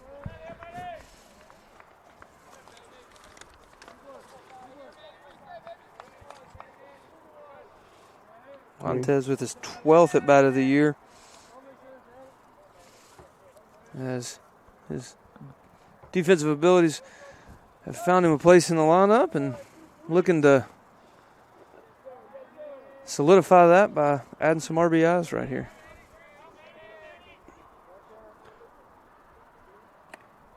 Behind that one, got a piece of it, 1 and 2. Montez in there for his mitt and his defensive prowess, but can come through with the bat. Schultz trying to work around a little bit of trouble, just minimizing that bottom of the third run total to 1. The 1-2 count here.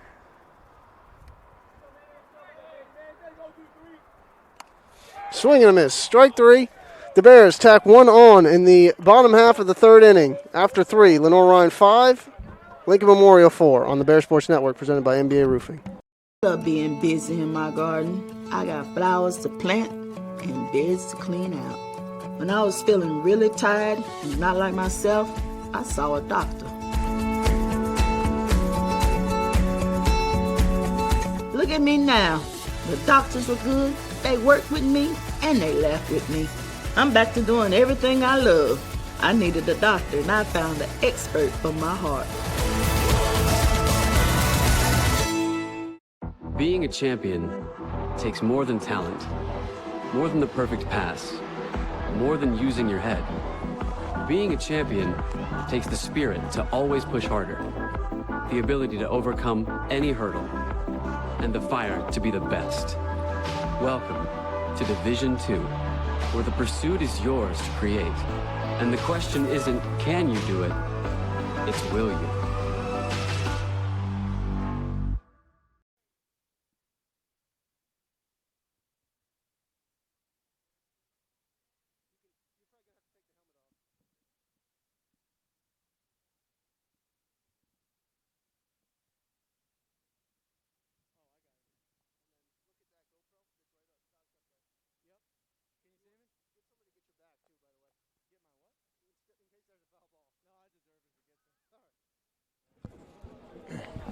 We are back on the Bears Sports Network. Special guest joining us from the dugout, head coach Chris Ramirez. Coach Ram, 5-4 lead after 3. What have you seen in this one? Well, they jumped on us at first and took the lead, but it was good to see our offense come back and get some big hits there in the bottom of the second to tie it up, and we just got a big hit out of Will Jones there to take the lead. So feeling good right now. Mackey with the long ball, that has to help his confidence a little bit. Crushed that one to dead center. Yeah, really nice to see from him. He's been having good at bats, just hasn't quite been getting the hits yet. Got short and hit a home run to center field, so really good sign for him. Fago gave you a strong first. Probably going to play this one as a little bit of a bullpen game. What are you looking for from the arms down in the pen? We love our depth. We like our bullpen. We gave Fago the spot start today.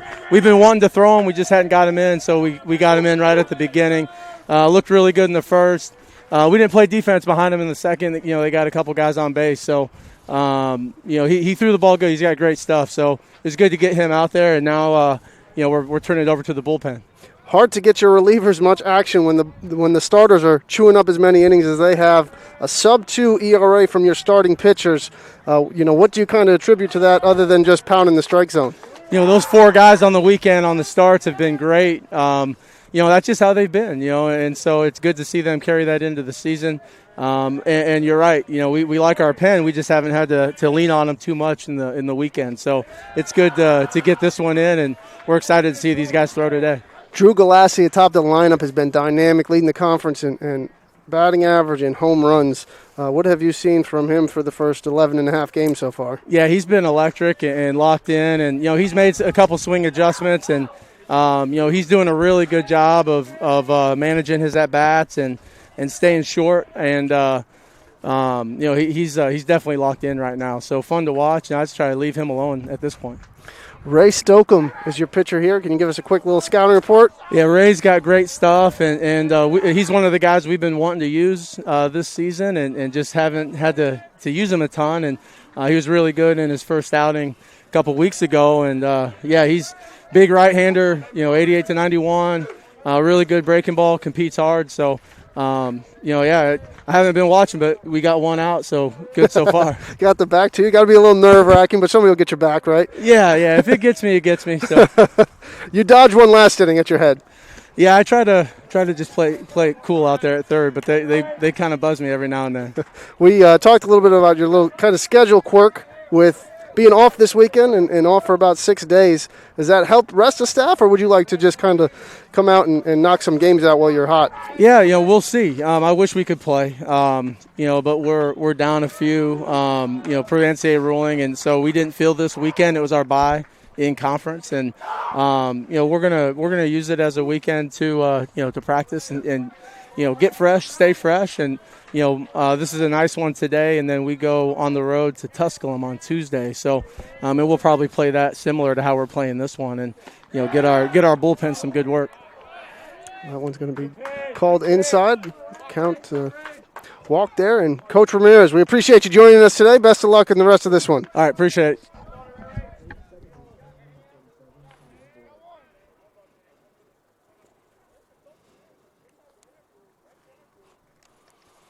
Stokeham with a 1-out walk, first base runner of the inning.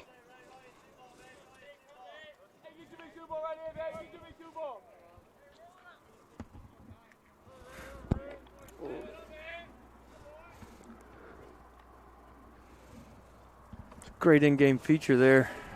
Yeah, that was big time. Getting to hear from Coach Ramirez. Love to just hear the knowledge of a head coach and what kind of goes through his head during a game, before a game, after a game. So many moving pieces, especially in baseball. A lot of strategy goes into it. So love to hear from Coach in game, and we'll try and get as much of that as we can throughout the season. And that's why it's important in baseball to follow and know the pieces, because it is such a chess match. And to hear the guy that gets to make the decisions, kind of walk you through some of the things and understand how he felt about certain situations is always a plus. Coach Ramirez obviously happy the way Fago threw. Give him some confidence, and guys like Matt Mackey find the barrel. Something that brings a lot to the broadcast and answer some questions in the middle of it for us. Just his 38th game coached here at Lenoir-Rhyne. Despite being about a season and a half into his tenure, Not even really a full season on his resume, games-wise, but done a lot in a short amount of time, and also the 2018 NCBWA National Coach of the Year. So an impressive resume from Coach Ramirez at a 29-game winning streak in 2018 at Illinois Springfield and a super regional appearance in 2019. And you're reading off an amazing piece of an amazing document you put together that you can find it on the at bearsports.com, right? Yep, you can go to the schedule page, check out the game notes, get a little in-depth info from each of these matchups throughout the season. A lot of information in those game notes. I know you're not going to talk about it, but you spend a lot of time on that 11-page document. You can find a lot of this information that we're letting you know today. Get a chance, head over and check it out.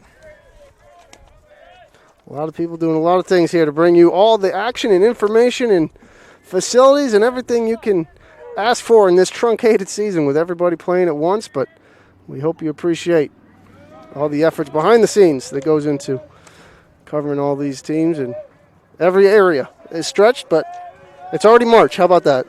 It's flying by. I moved the calendar on Sunday after the baseball game and wrote June and July on the 4-month. Hopefully it was blank. Or said vacation in there somewhere, right? That one gets away from Clarno. Breaking ball in dirt, hit off Clarno's mask there. Base runner at first base, Cameron Bowen, moves up easily, third baseman. Puts him in scoring position.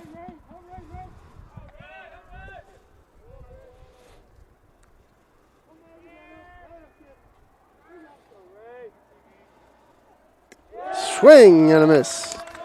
Stokeham sets him down on strikes for out number 2 of the inning. Big time pitch there, breaking ball. Just fell off the table from Stokeham. As he's only working in his second inning this year. He's now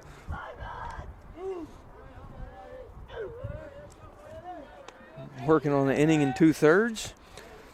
Yeah, we hit on that with Coach Ram. Hard to get these guys work when the starters are just chewing up innings, putting up zeros to the tune of a 1.95 ERA coming into this one from the rotation.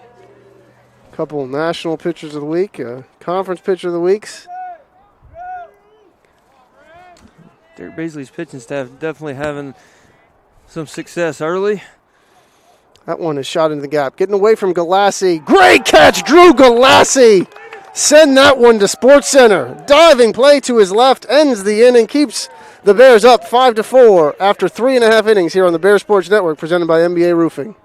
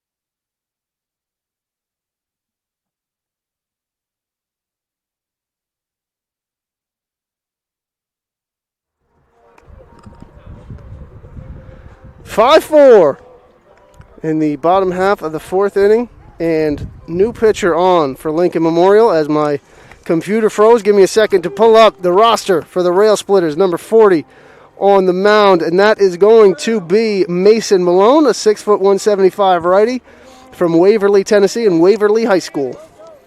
Good first name, same one as my son. Hope he gets crushed in this one.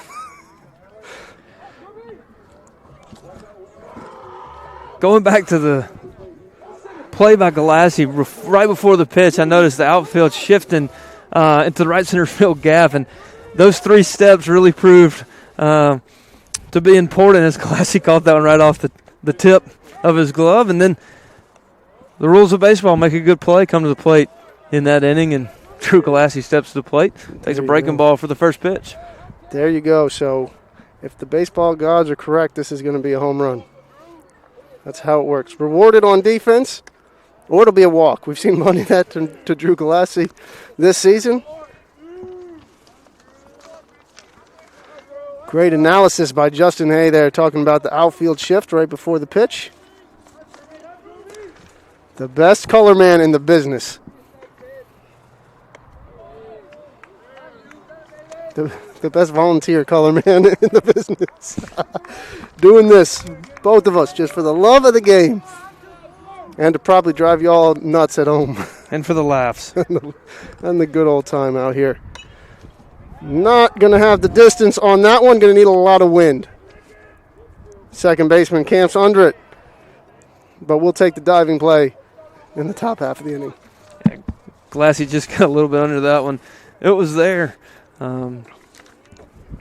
As he pops that one a mile high into there's no ceiling today here at Durham Field.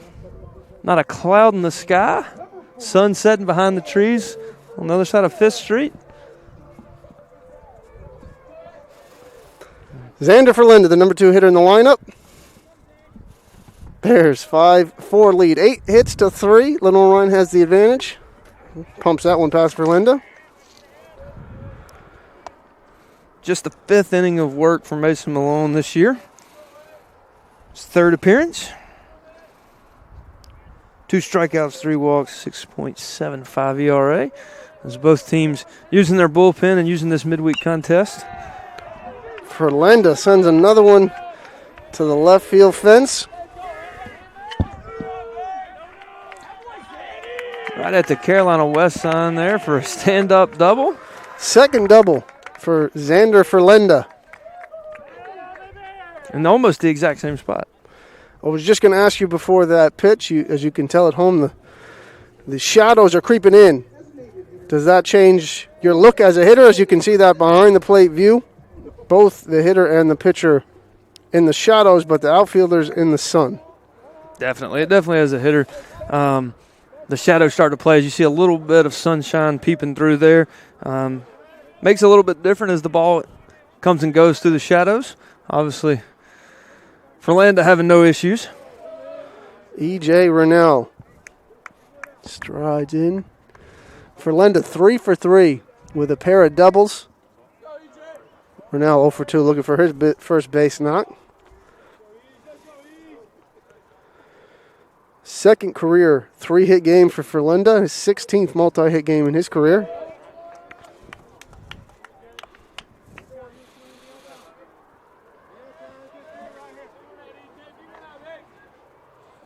Facilities on the fly to my left, pulling out the cell phone, turning those lights on. As that sun snuck down on us a little quicker than we expected, I think. Yeah, scheduled him to come on at 5:45, and I think I'll just go ahead and kick him on. Rennell with a hack and a miss, probably would have hit it if he could see. Wow. Throwing your broadcast partner under the table.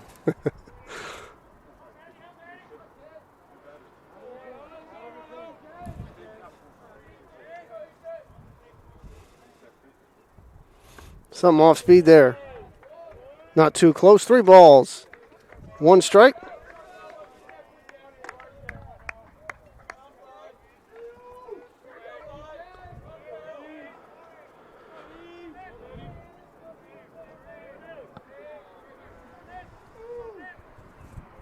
Rennell ahead in the count, but he pops that one up. Going to be in foul play. First baseman Parrott taking a look.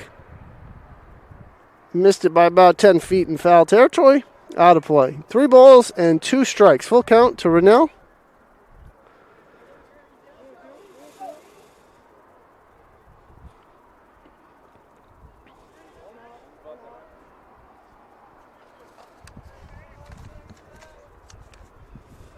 If you have a minute, make sure you follow us social media at Bears Sports on Twitter and Instagram. As Rennell draws the walk. Cheap plug. Facebook is LR Bears. Follow us on all our socials. YouTube as well.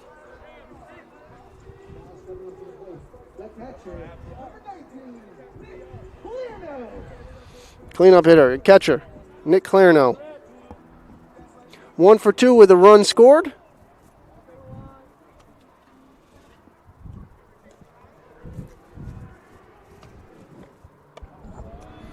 Takes that one inside.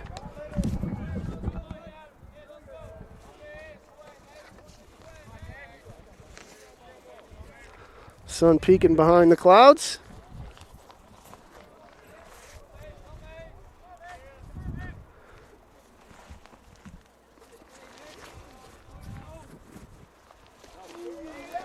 Wild pitch, but Linda couldn't see that one get away from the catcher. Scored it away, but no advance.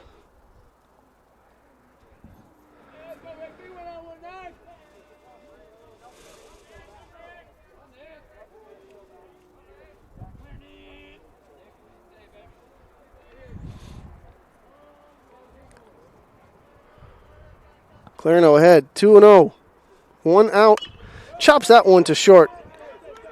Easy play across the diamond. Retires Clarno. 2 outs in the inning. Collins over to Parrott.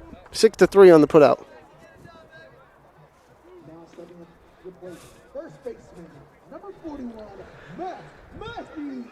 Matt Mackey.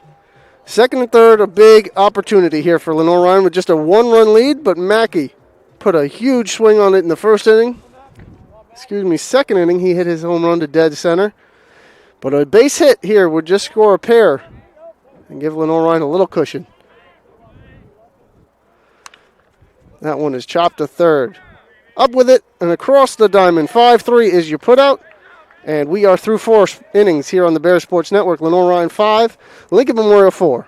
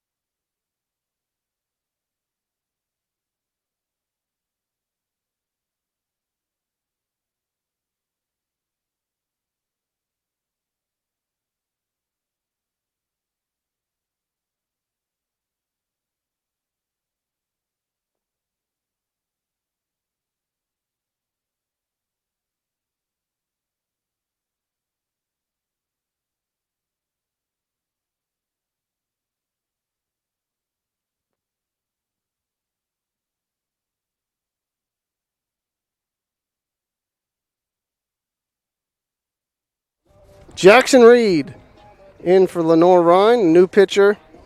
Let's pull up the old box score here. Pitcher number 4 for Lenoir-Rhyne. Fago went 2, gave up 4 unearned runs. Allen went 1 inning, gave up a hit and a walk. Stokeham won an inning, no hits, but a walk and a K. And now Jackson Reed, your 4th pitcher here for Lenoir-Rhyne in the top half of the 5th inning.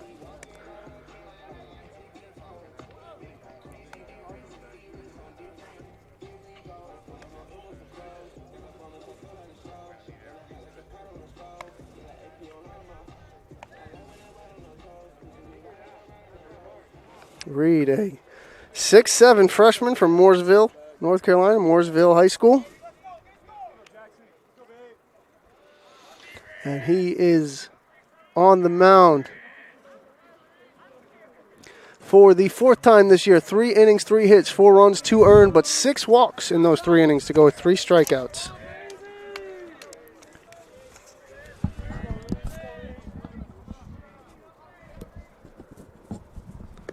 Ball. First pitch from Reed down low. Top half of the 5th inning.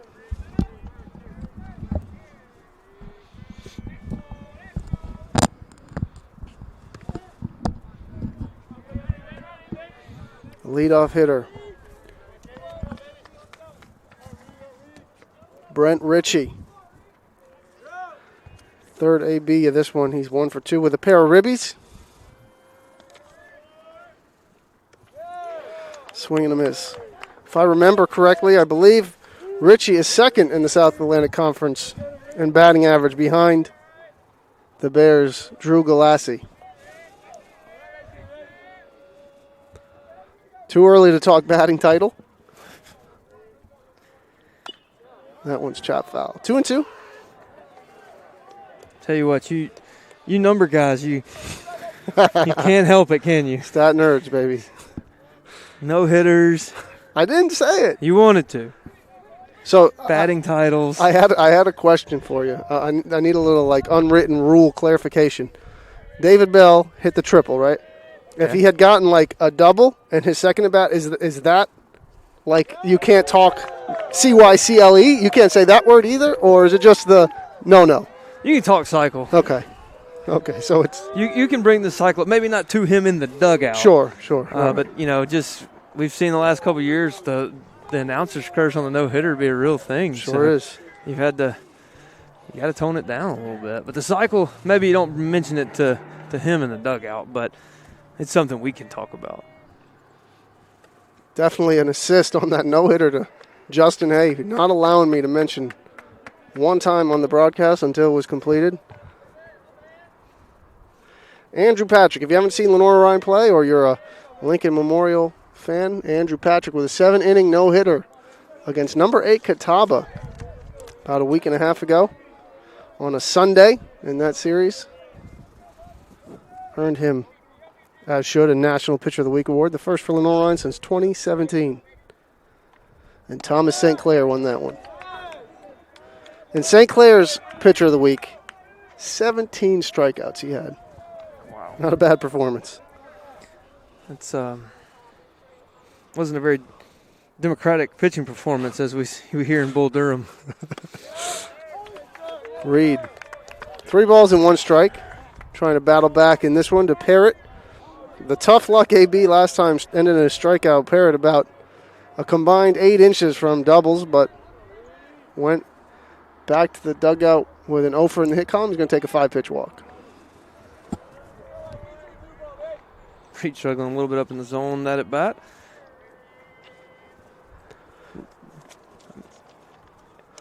I'm no baseball savant, but I read enough about it to know that it takes the taller pitchers a little bit longer to get their mechanics and all of that herky-jerkiness going, and the control probably comes last for a guy like Jackson Reed, who's 6'7". Yeah, and that's stolen base attempt. Short hop to throw a little bit. Ferlinda couldn't come up with it. If he did, it was a caught stealing, but it goes down as a stolen base. And guys that are 6'7", like Jackson Reed, just more parts moving. Can be a little bit more to stay coordinated on that. But I tell you what, he's made a big jump in the velocity ranks for the Bears. Is struggling just a little bit to find the control. There's Derek Beasley with the stroll to the mound for the socially distanced mound meeting. As it's almost time for the custom design group second layer up here as the... You're toughening this thing out. I'm on layer 3, and you got a short sleeve polo on. I got 2 hoodies and a jacket, man. It's soft. I know. Say it. Go ahead. I can read it on you. You're struggling a little bit, but lucky with great partners like Custom Design Group who keep the Bears outfitted. We're able to have enough layers for you.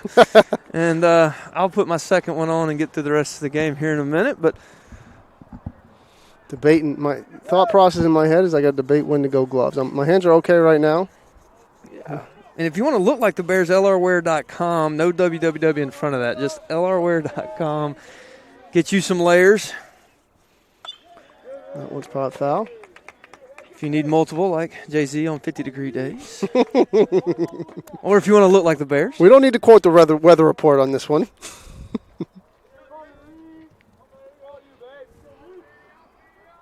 I'm a New Yorker, too. There's a lot of people ashamed of me right now. But you know what? You get spoiled real quick down here. Reed, down and away. 3 balls and 1 strike. Baseball's a big comp game, right? You got to compare everybody. Who's your comp? Throwing you on the spot right here. Your comp for Jackson Reed. God, that's a tough one. See, I'm a Pittsburgh Pirates fan, so I'm gonna go Tyler Glass now. Yeah. Who became a stud as soon as the Pirates traded him, but that's a different topic for another Pirates day. seem to have that effect on people. First and third, 1 out. The Bears really need that 6-4-3, 4-6-3, 5-4-3, 1-4-3 double play here. Any double play would be nice as the Bears in a first and third situation with 1 out. Looking for movement of some kind here as the Rail Splitters stay aggressive as Ryan Kurth already has 1 stolen base on the day if I remember correctly. Yeah, you got that right. Trying pulling up the stolen base totals in this one, but I am failing. Let's see where I can find that. 4 stolen bases for Lincoln Memorial in the first 4 innings. Jackson Reed probably going to take a while to get to the plate, too, with all those arms and legs moving, so it might be a good opportunity to be in motion. Got to the plate really quick on his delivery when we saw Brandon Parrott still second as he takes off. As they put the first and third second baseman cut there to cut down the run. And Clarno wishes they'd have let that one go through. They might have nabbed him at second on that one. Tell you what, Jackson Reed quick to the plate again there, giving his catcher.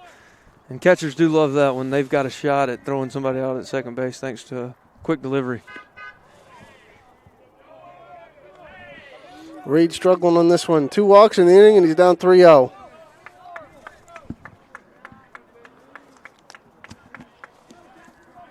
As a familiar face warms up in the Lenoir-Rhyne bullpen.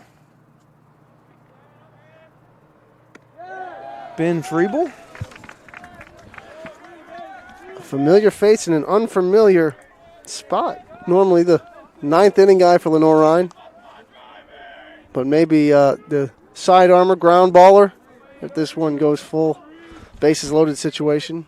Try and get the ground ball. But that one is chopped. Montez with a tough play. It's going to get past him. That's going to score 2.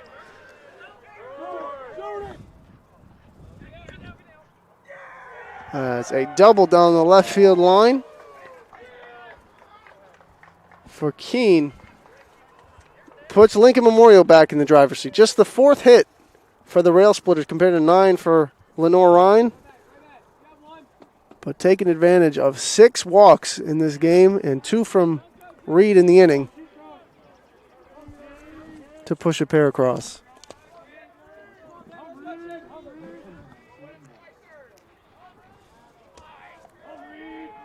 Walks really hurting the Bears pitching staff today, as they'll do every time. Hard to pitch around walks, and you get a ball down the line like you had right there and give up 2 runs.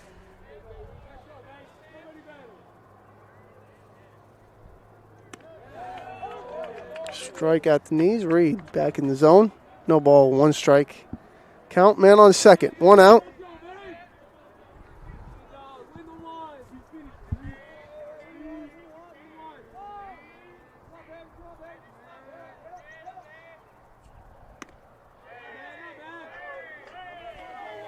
Jackson Reed all around the zone, just struggling to get in it. He's close. Needing to almost pitch to a little contact right here and just see what happens. Check swing, got him fooled on that one. 2 balls and 2 strikes. Top half of the 5th inning here on the Bear Sports Network, presented by MBA Roofing. For all your roofing needs.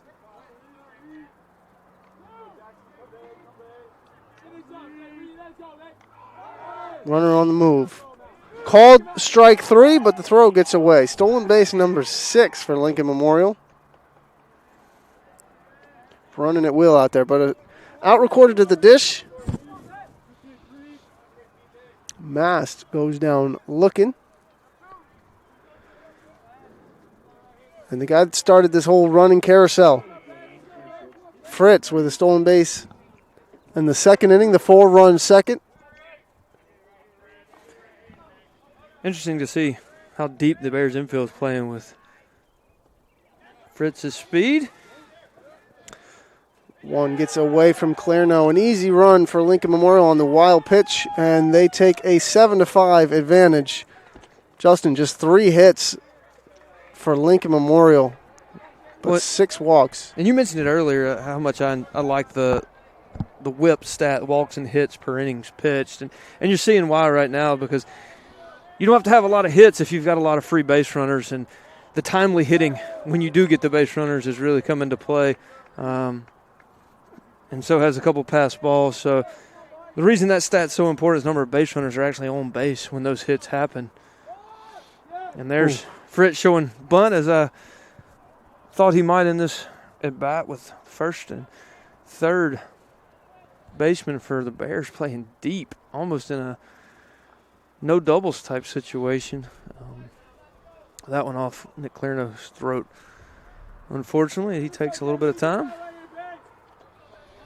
The tools of ignorance behind the plate. Got to be tough. Take all kinds of foul tips, nicks, bumps, bruises. As Clairno did right there. Clairno catching his 5th straight game for the Bears, caught all 4 this weekend.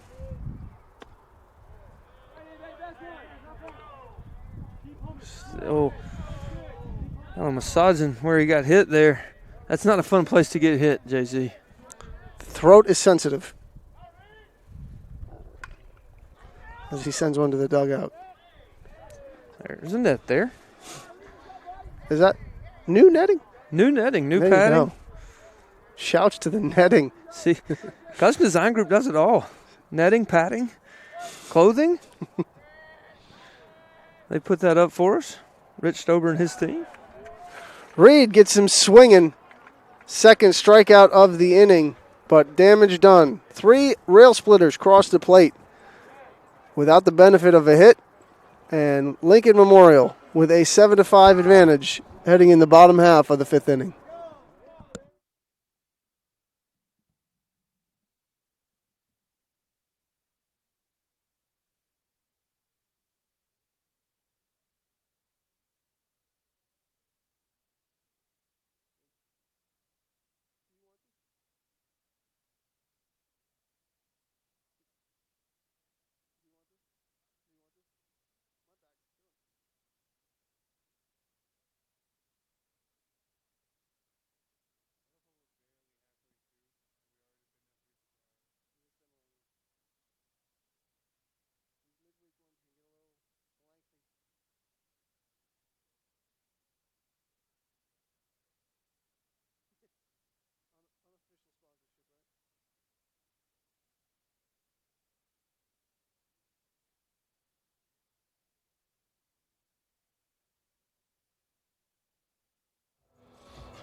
Big shout out, cameraman Hunter Lunsford, killing it on that 2nd camera. That tight shots when they track the ball in the field. Just a sophomore, but a stud camera operator. Appreciate all his work. Bundled up a little bit. Philip Lescavar producing this one behind the scenes.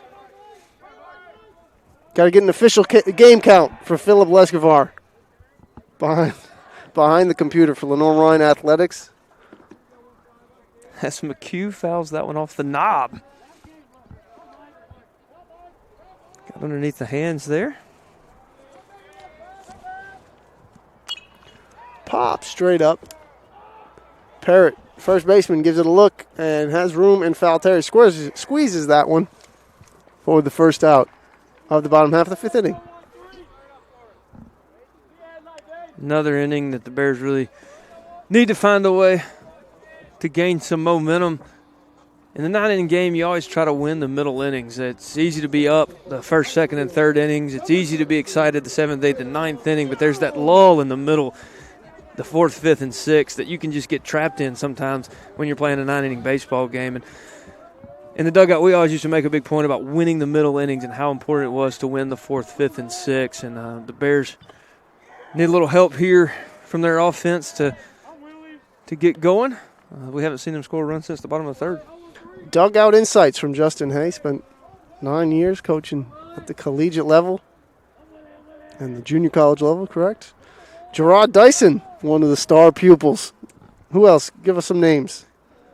We've got Kate Savik, All-American from down at LSU. We coached at Southwest. We had a couple guys at Barton when I was there. Garner some national recognition. But Gerard Dyson, guy I played high school and college ball with, a guy that rumored today headed to Kansas City, where he won a World Series in 2015 to probably finish out his career. That is a strike two to Will Jones. I told him today he made me feel young. Guy I played high school ball, still playing the kids game at 35 years old. Shout out to Anthony Brown on this note. No one has more multi-hit games on the roster than Will Jones with his 23 times in his career. Appreciate you, AB. Big assist from a guy that's in the booth with sometimes, and looking forward to maybe jumping on a broadcast with him soon. Yeah, he knows when we might need a tag in from the corner. Big nugget there from Anthony Brown. Big news here, speaking of Anthony Brown, a member of the track team. We're sending a team to the Nationals. First relay team in indoor history, as that one is popped foul. We'll tell you more about the indoor track and field team after this short break on the Bears Pitch Network, presented by NBA Roofing.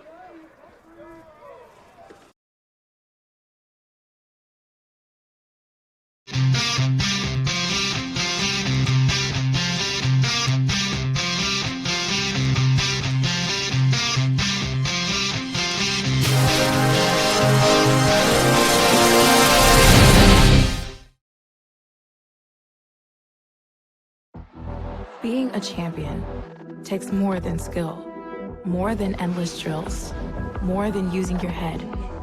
Being a champion takes the heart to give it your all, the agility to thrive from any angle, and the relentless drive to be the best. Welcome to Division II, where the pursuit is yours to create, and the question isn't, can you do it? It's, will you?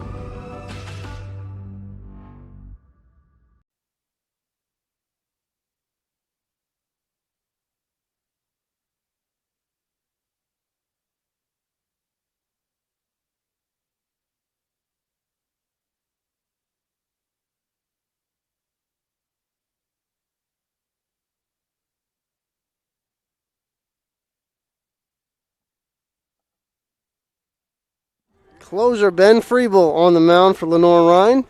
Pitcher number 5 on the afternoon for the Bears. Normally the closer coming in the 6th inning. 2 saves on the season, led all of Division II last year with his 6 saves. Had a minuscule sub-1 ERA for Lenoir-Rhyne last year. Got touched up in 1 appearance, giving up 4 runs in his 3 2/3, but really 1 bad pitch has inflated those numbers. And as Justin mentioned with Fago in the start, takes a little while for those reliever ERAs to normalize after a rough outing. So Ben Friebel on for the 5th time this season. And it's really important for relievers to just get back out there, throw and get back in the game, because it does take a little while. And relievers can't look at that stat line, the ERA, as much as starters can. They have to focus on, the whip, and they have to focus on batting average against, and because 1 outing can skew it. As you see, Friebel miss high there with that pitch. But a guy like Friebel, Coach Ramirez wants him comfortable coming into all different types of situations. That's probably why you see him in the game here in the 6th. Freeble, a cowboy from Jamestown, North Dakota. One of my favorites on Media Day. Shows up, took his picture in a cowboy hat and his LR hat. Got a little sense of humor. I think he did his video board green screen video with a cowboy hat on last year. And he's definitely judging your 3 layers right now. So is everybody at home. As that one's a shot to left field. McHugh, oh, great effort. Mike McHugh just popped out of his glove. Would have been another highlight reel play on defense. Just couldn't corral it. And a leadoff double for Lincoln Memorial as that ball was hit hard. And Mike McHugh with the full extension. Ball in the glove. Popped straight out. Hit him in the palm. Tough break for the Bears there as Mike McHugh, one of my favorite segments from Sports Center with Chris Berman. Full extension. He sacrificed the body there and almost came up with a top 10 play. Fake the daylight play, Justin. And a lot of time as a pitcher, you're not thinking daylight and they flash the hand and you freeze. And so more of Orlando wanting the pick and Freeble not wanting to spin there. Freeble a side armor. 8 up. Oh, just missed the driving car in the street. Got that one in on the hands of Boyd. Not a comfortable at bat for a right-hander if Freeble stays in that part of the strike zone.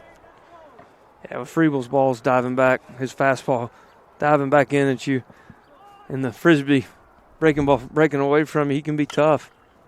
That ball is fisted in the center. Galassi on his horse. Covers a lot of ground. A bluff on the tag up at second base. It never really looks like Galassi's running at full speed, but he just always gets there. As when that ball was hit, I thought it might be in that triangle, the Bermuda Triangle behind short, second, and center field, but closed the gap. His closing speed is plus there. He made that look easy and not allowing runner at second a chance to move up. Big first out of the inning by Freeble. Keeps that runner on second base. That one's in the dirt, but good play by Clairno, digging that out.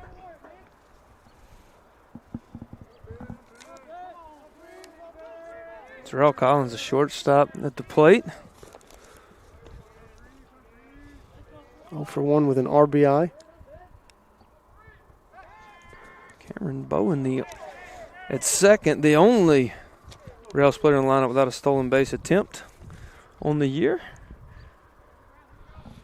Maybe we saw why Freeble just bluffed the first time as that pickoff attempt almost sailed past Verlenda on the lob.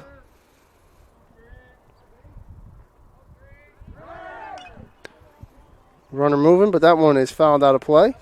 And if you can see it on your TV screen from this angle here at home, you'll see what the rail splitters are looking for as far as stealing third base. There's a second hop step in there, and if they get that hop step before the pitcher delivers and he turns and goes to the plate, they're stealing. That's the second time we've seen that happen. So they've pretty much got a predetermined green light from what I'm seeing to steal third base.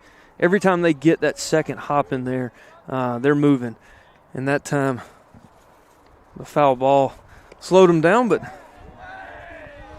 Bowen had a heck of a jump. Collins gets the close call there, going his way. 2-1 ahead of the count is the shortstop. Smooth defensively for Lincoln Memorial.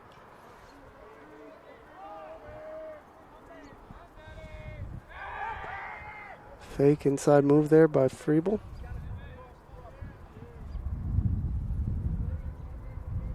There's a lot of pitchers who do not like the picks to second base. Inside moves, obviously, one to keep somebody close, but the daylight, either you like it or you don't when you're on the mound.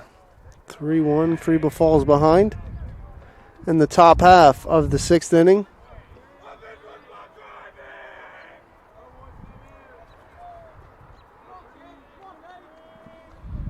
Big hitters count here. First base open. Top of the lineup standing on deck. You really need to get this hitter. You got Brent Ritchie on deck, hitting around the 450 mark, 12 RBIs, 3 home runs, 7 doubles, leading in the home run, tied for the home run lead, and the leading in doubles and RBIs for the Rail Splitters. Second in the league in batting average, only 2, Drew Galassi. And big out there, possibly, as Ferlenda camps under it. Easy pop fly, put away by the second baseman. 2 outs. But Freeble's got his work cut out for him in Ritchie. 1 for 3, 2 RBIs. But that big out right there gives Freeble and pitching coach Derek Beasley the chance to be a little bit more selective with Ritchie here and not necessarily give in. Ritchie is protected in the lineup by Brandon Parrott, left-handed hitter, who is a little bit tougher for a guy like Freeble to throw to, who sees the ball a lot longer. Close take there for ball 1.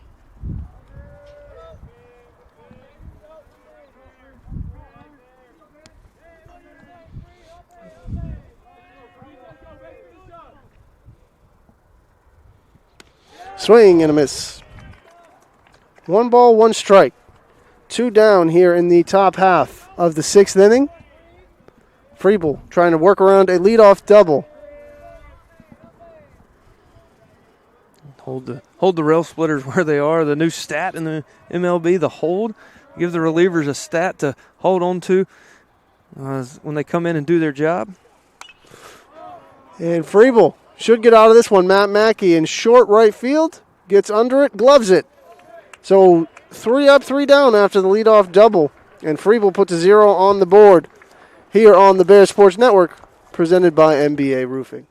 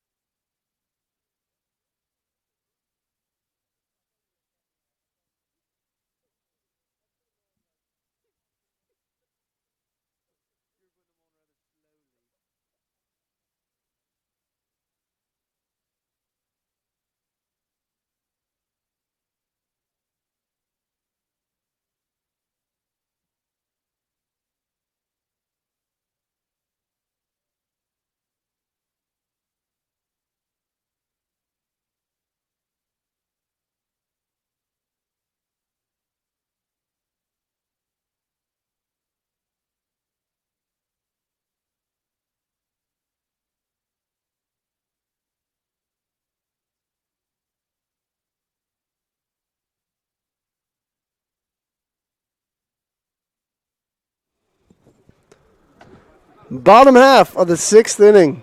Manny Montez going to lead it off for Lenoir-Rhyne. Bottom half of the lineup, number 9, 1, and 2 due up. Montez 0 for 1 with an RBI on a clerical error by your play-by-play commentator. I called it a suicide squeeze. It was a safety squeeze. And that one is sent to right field. Easy play over there by Ritchie for the first out. On 1 pitch, 22 pitches in that first inning for Mason Malone. And a quick first out.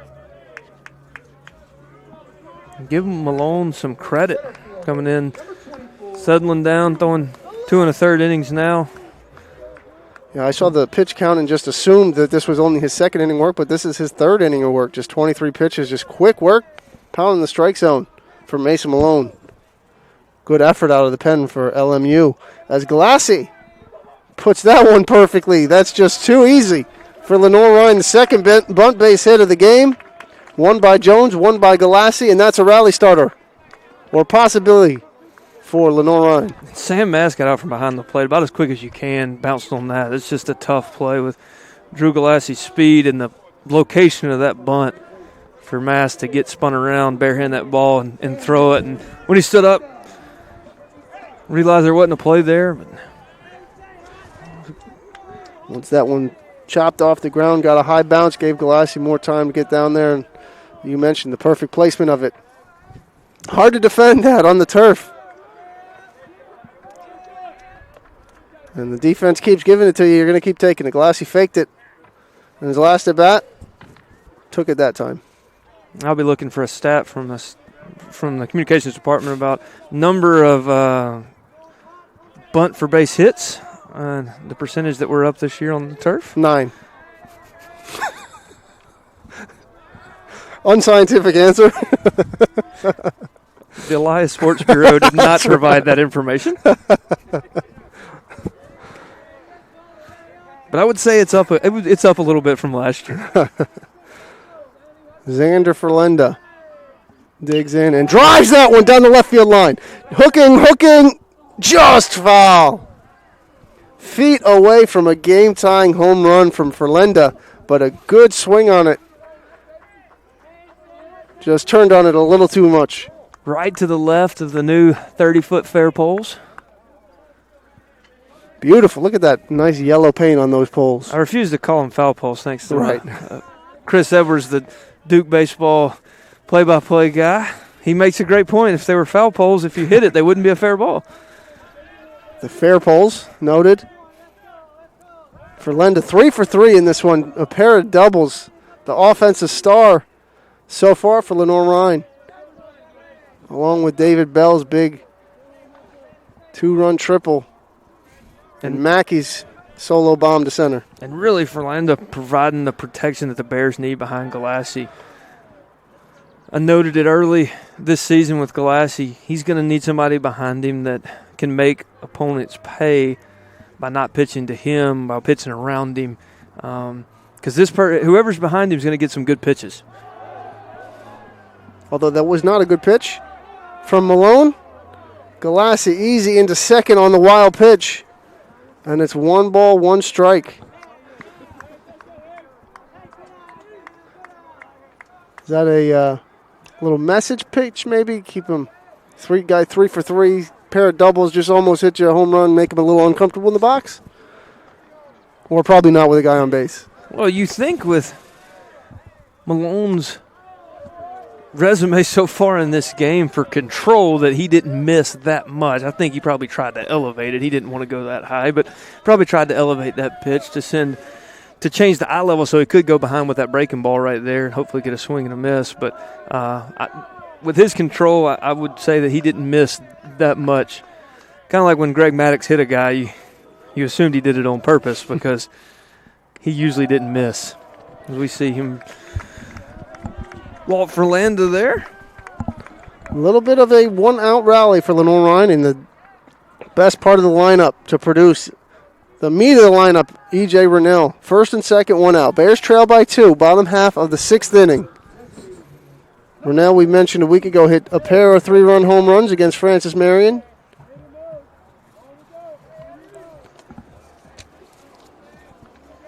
Hitless in this game. Rennell in his 3rd plate appearance today, looking to pick the Bears up.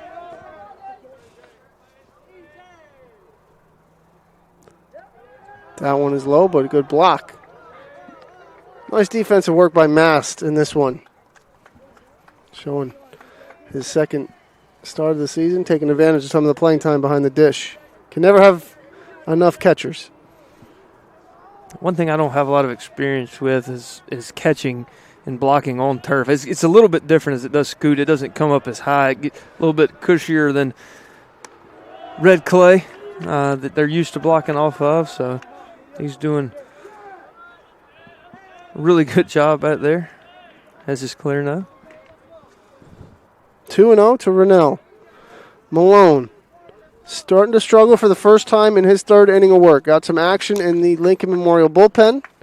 Starting to warm up a little more intensely as Rennell 0 for 2 with a walk today with a runner left on base.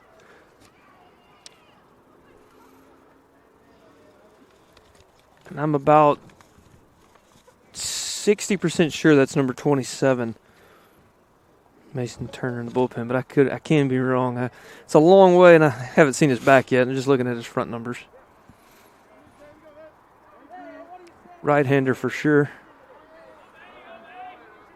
I can see that.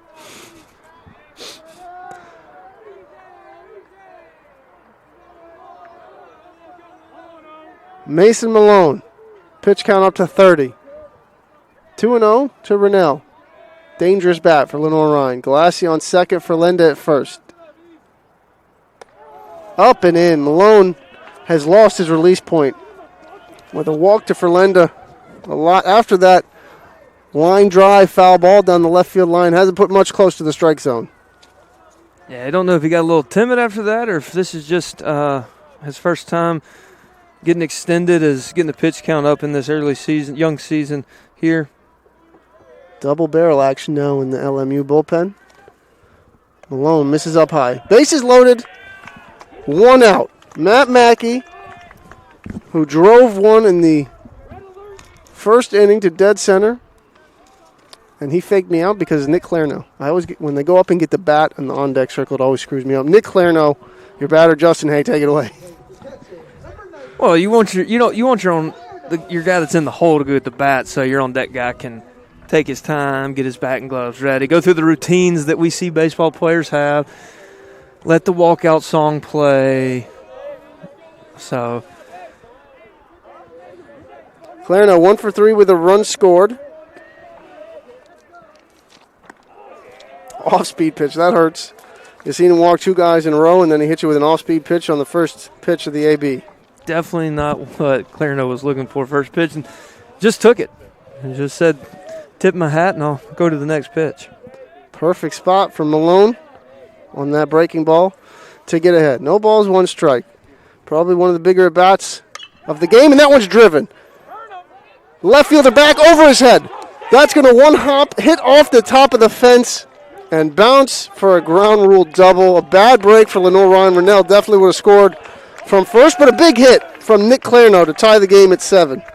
And that's just the baseball gods repaying me for asking for the one earlier when Lincoln Memorial was hitting to bounce over to keep the runner from first from scoring, and Nick Clarno hit a missile to left field, hit the new fence topper out there, bounced over the fence, keeping him from getting the 3rd RBI.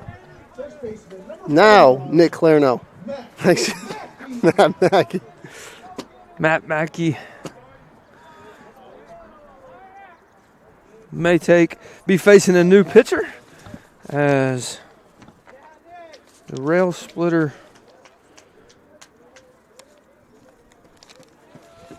pitching coach will make a trip to the mound.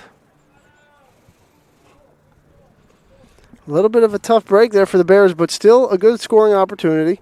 2nd and 3rd, 1 out. Want to at least get the lead here. Want to get at least one of them home, if not both. Mackey put some good swings on it so far today. Yeah, we look back at the Southside Power and Fitness replay. That ball is driven over the head of Andrew Keene. And we've got a pitching change coming for the Rail Splitters. Number 27. Was that your call? That was my call. Mason Turner, right-handed pitcher out of Tampa, Florida, by way of Hillsborough Community College.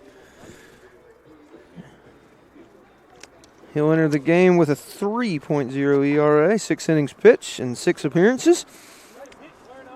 6 strikeouts and 2 walks.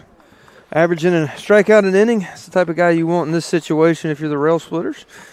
You're looking to miss contact and not give up the go-ahead run. 7-7. Put your coaching hat on here. Coach Hay, how are you playing your infield defense? Still early in the game, I'm looking for an out. I mean, you're basically a 0-0 game. You've got 3 at-bats left. The one thing you don't want to do is try to climb out of a 3 to 4 run deficit during those 3 innings. So you've got a strikeout guy coming to the mound. You're going to play them deep. Mackey's not a guy that you're assuming is going to bunt, so you're going to let your third baseman play a step or 2 behind the bag and just try to eliminate the big inning. And I wouldn't be surprised if they pitched Mackey pretty selectively here to set up the double play as well. With Mike McHugh, I think, behind him. And if you're just playing by the stats, which a lot of coaches in today's game are going to the stats and really focusing on that. You got a guy with Mike McHugh coming into the game hitting a $190. And Mackey's already driven one out of the yard, even though his average isn't. He seems to be having a little bit better day. So we'll see as the infield stays deep. It's a game of strategy. We can't mic up the LMU coach, so we're just going to have to watch and see what he does. Got to chat with Coach Ramirez in the top of the fourth. Mackey, that's going to do. That's a base hit. Going to score one. And Clarno sent around third. A bad relay throw, and it's a 2 RBI. Base hit from Matt Mackey. RBIs 2 and 3 on the day. The Bears ahead 9-7. Clarno with a little hesitation coming around third base there. Coach Chris Ramirez sending him all day as Clarno made a great read off the bat, as you'll see from this angle. He almost runs up the back of E.J. Rennell, but then hesitates. And usually he who hesitates will be thrown out, but not in this case, as the throw from Bowen was a little errant. If that's online, it's probably at least a close play at the dish. There's a big RBI from Matt Mackey. Gives the Bears a 9-7 lead, and that's what you want to see from the heart of your lineup. 3-4-5 coming through. Again, and winning the middle innings is the Bears. The Bears score 4 in the bottom of the 6th. Traditional closer, Ben Friebel already used, so we'll see how Coach Ramirez strategizes these last 9 outs. And again, we've talked about it all day about Coach Ramirez getting to see different parts of his bullpen. 4-game weekend, there's going to be an instance this year where Friebel's not eligible or just thrown through too many pitches in the day before to be able to come back. He's got to find a second closer, and have a feeling that's what we're doing today. We'll find out who Coach Ramirez thinks is next in line. Mike McHugh with a check swing line drive. Soft liner, we'll say, to third baseman Cameron Bowen. Puts it away.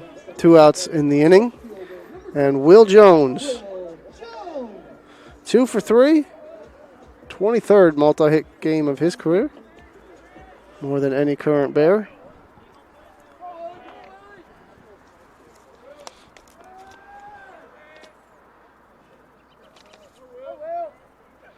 Jones checks and takes strike 1. Tough spot to come in for Turner, but let both of those inherited runners score on the Mackey base hit. Yeah, Mackey just sitting dead red, first pitch. Got that since then. Can't remember what starting pitcher I heard say this, but he said he left a game with the bases loaded. The reliever came in, gave up a bases clearing double, and all the runs went to him, and he said, I want to be that guy from now on. You don't give up any runs on your ledger, but it goes to the pitcher before you. I can guarantee, as a guy who's come out of the bullpen in that situation, you don't feel any better knowing it's somebody else's runs. Jones checks. 1 and 2, trying to battle back. And we see why Mason Turner is averaging a strikeout per inning. Breaking ball is filthy, as we've seen some check swings on it. That ball dove out of the zone, started about at Will Jones's hips and just dove to the left-handed batter's box. That induces some swing and misses, I'm sure, throughout the course of the year. Fan of these LMU jerseys. I'm a fan of the cursive kind of script. Kind of a soft spot, as that's a balk. Cursive Lincoln written on the chest, all grays with the blue hat. The old Rail Splitters. I'm going to venture a guess that they're the only school in the nation with the nickname Rail Splitters. I would probably side with you on that without knowing. Turner not getting stopped on that last delivery. Moving Mackey up. See if Will Jones can come through with a big base hit. Put the runner in scoring position for him.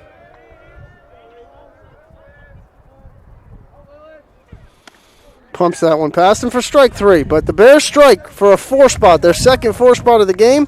This one in the bottom half of the 6th inning to take a 9-7 lead after 6 complete here on the Bear Sports Network, presented by MBA Roofing.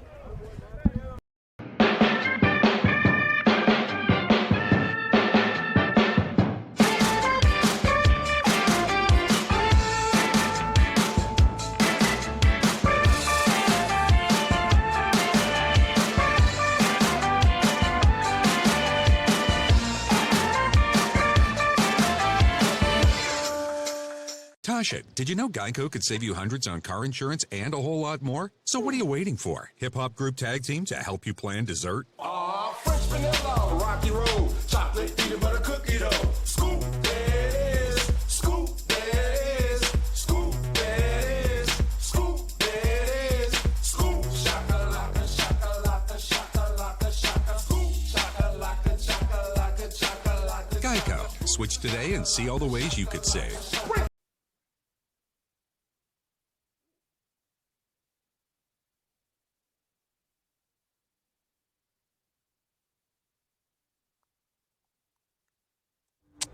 New pitcher for Lenoir-Rhyne. In the setup role today, out of the bullpen, Hayden Gresham. Gresham strong in his in his 2 appearances this year, 1-0 record, no runs allowed, and a .5 whip. 4 innings, just 1 hit and 1 walk in those 4 innings with 3 strikeouts. Opponents with an .091 average. Gresham also closed out the 2020 campaign as the SAC Pitcher of the Week for the freshman. He continues to pound the strike zone. He's got the stuff to have a really good year.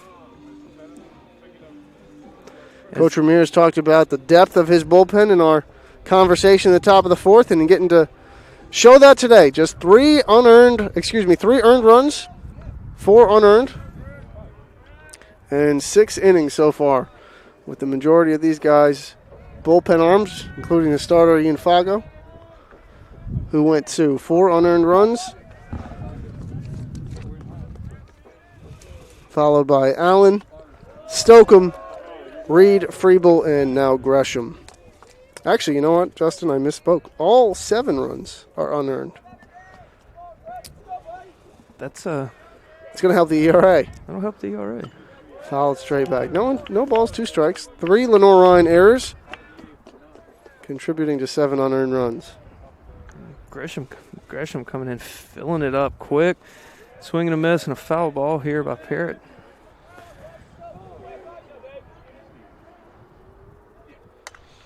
Parrott bloops that one. Good placement, as it's going to fall for a base hit. 2 hops, Drew Galassi. One of the only ones he can't run down out there in center field today. And lead off a base runner for the Rail Splitters. Looked like that might have been a changeup that got left up. And Parrott was able to, he was a little bit out front of it.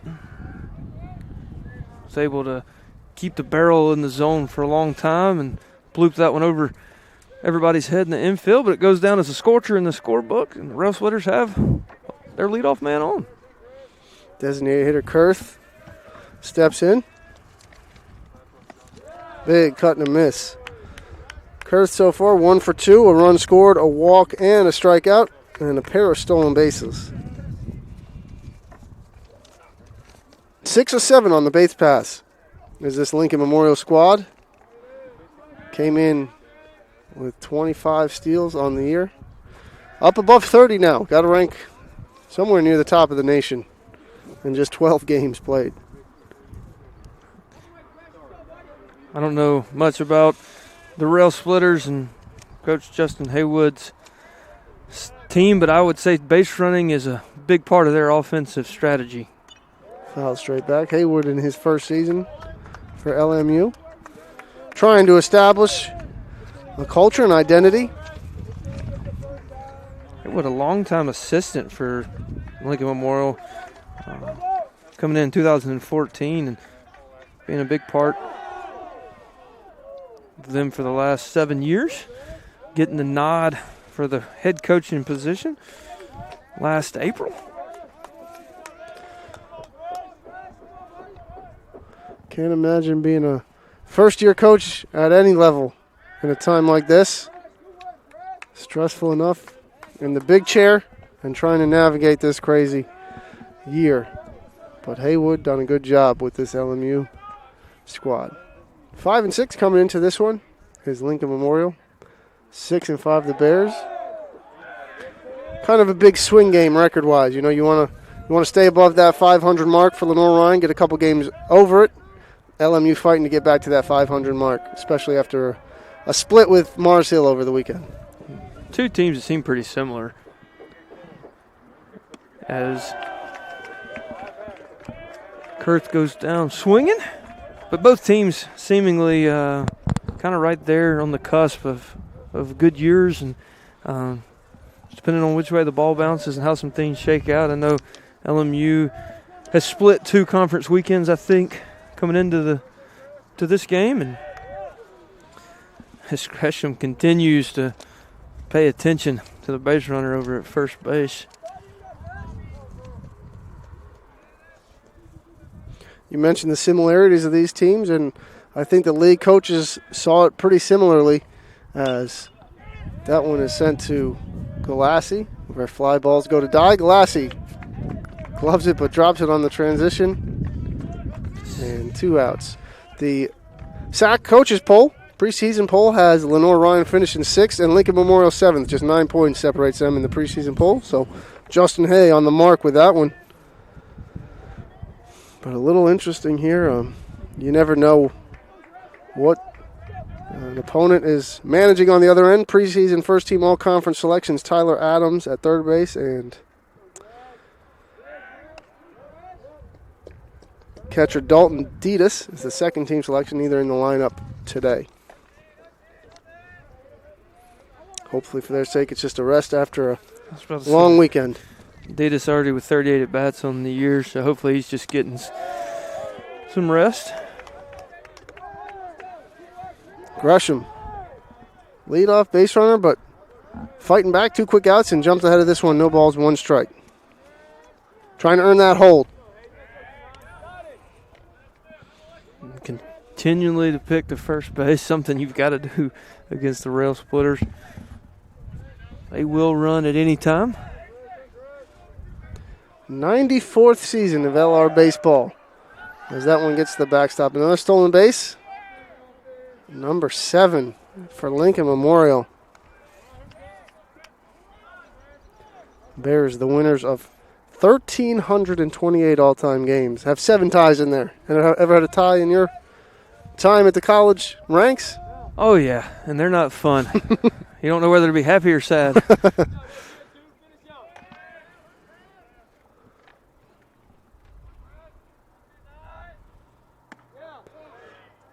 Tied him up on that one, but call goes LMU's way. 2 balls and 1 strike. To the catcher, Mass, done some good work filling in for the all-conference second-team catcher, Dalton Detus. Getting just his second game of action for this Rail Splitter squad. Got to keep those catchers fresh. Assuming Detus probably caught all 4 of those games on the weekend. And the new format for the weekend and the South Atlantic Conference is really, it's going to force you to have deeper pitching, but also really force you to develop a second catcher. I think early in the year you can see some guys catch all 4 games, but as it gets later in the season and as the temperatures warm up, it's going to be tough. It'll take a lot out of a catcher. The Bears with 2 strong options in Clarno and Bryce Stober. Stober with a little start and go to his season. But when he gets back, just another bat in this lineup for Lenoir-Rhyne, and going to have to find some playing time for guys like Connor Smith and Mike McHugh and E.J. Rennell, and kind of shuffling the catcher, DH, outfield spots. It's a ever-changing lineup. And it's a good position to be in as a coach, but it's also a tough position as you try to keep people hot. You try to get people their at bats. You try to keep people on the bench happy, and knowing that you've got multiple guys that can fill that role is a good feeling, but it's also a stressful feeling as a coach, as you never know how to exactly manage that situation. But that's why they're called managers in baseball. Gresham falls behind 1-0. First and second, 2 outs. 1 out away from getting out of this mini jam in the top half of the 7th inning. Bears need 7 more outs to get through this one. But the late inning outs are some of the toughest. As Derek Beasley's going to have a chat with Gresham, 2 pitches out of the zone. And Beasley spotted something that he wants to chat about with Gresham. Sometimes you go out there and talk about absolutely nothing.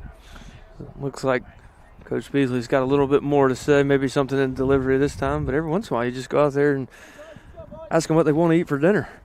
Try to get their mind off of it and refocused. As Coach Derek Beasley with that slow stroll back to the dugout. I was always a run guy. A little jog. On the hop? Yeah, a little on the hop.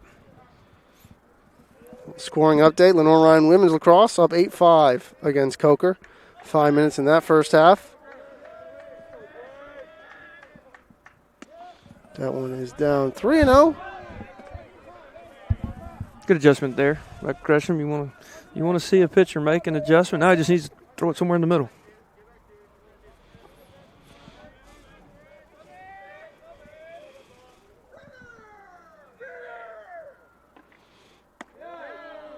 Four-pitch walk.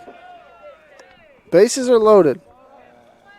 Flirting with danger is Hayden Gresham, but 1 pitch away from getting out of it. Cameron Bowen, third baseman, 1 for 2 with the run scored.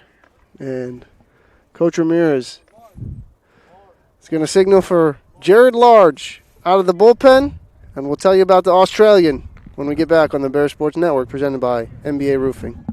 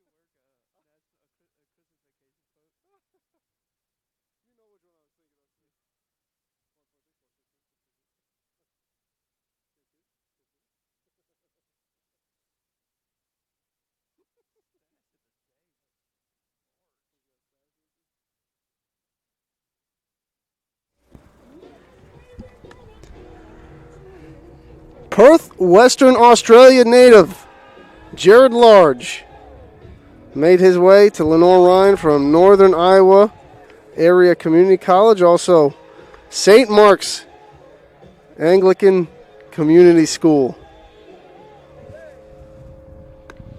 Take a look at the numbers this season for Mr. Large, the 6'1" right-handed pitcher.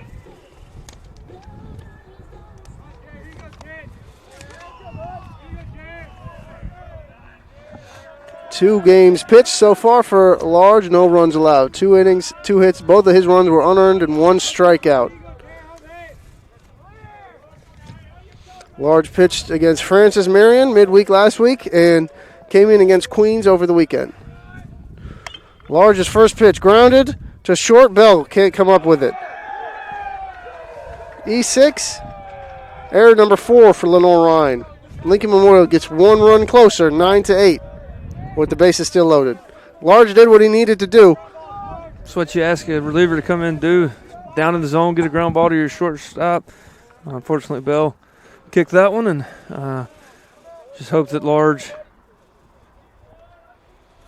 stays focused here, continues to pound the strike zone. You know, we hate to pat ourselves on the back, but I think the keys to the game on this one, you hit the stolen bases, and LMU has 7 of them. I hit that Lenoir-Rhyne defense, and there's 4 errors. So LMU within 1 run, and a base hit now may give them the lead. Outfield's playing pretty deep.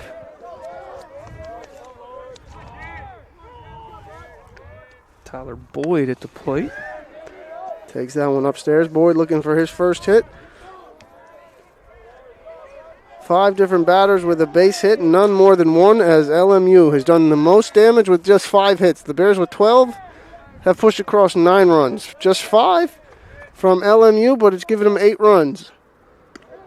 And that's courtesy of 4 Lenoir-Rhyne errors and 8 bases on balls. A lot of extra base runners out there causing some stressful pitches for Jared Lodge and a lot more of the Lenoir-Rhyne bullpen. And you really have to credit the offense for some timely hits to keep the Bears in this game. And that's going to hit the batter, and we are square. 9 even, top half of the 7th inning.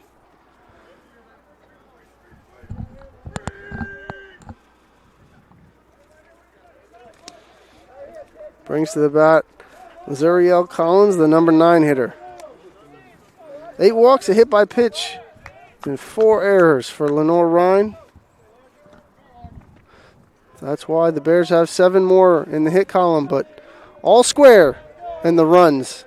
As Large now needs to battle and get this batter because you don't want Richie to come up and maybe inflict more damage. That one is an off-speed pitch. Across the letter, strike 1.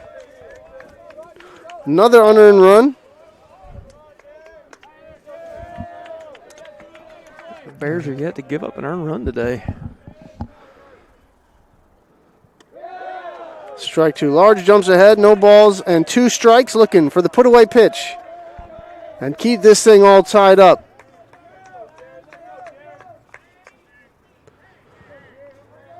To take a look at Durham Field under the lights from behind home plate. Large, 0-2 pitch.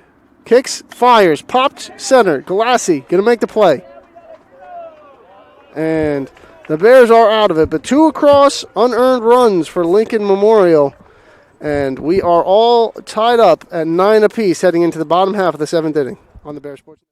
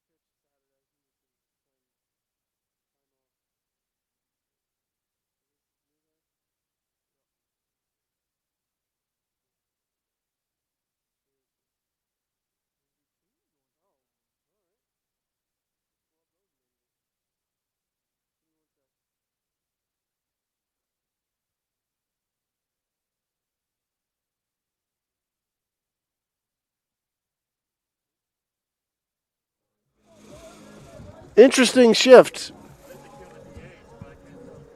as Andrew Keene comes in from right field to the mound. His first appearance on this 2021 season. We figured we'd see some interesting pitching changes with Lincoln Memorial playing 4 games from Sunday to Monday, not having much time off. So Andrew Keene going to make his season debut after starting in the outfield today for Lincoln Memorial. Usually put your strongest arm in right field. The rail splitters bringing in their right fielder here to pitch. Going back to the Brent Rooker days at Mississippi State. Right fielder come in, pumping 96. We'll see what.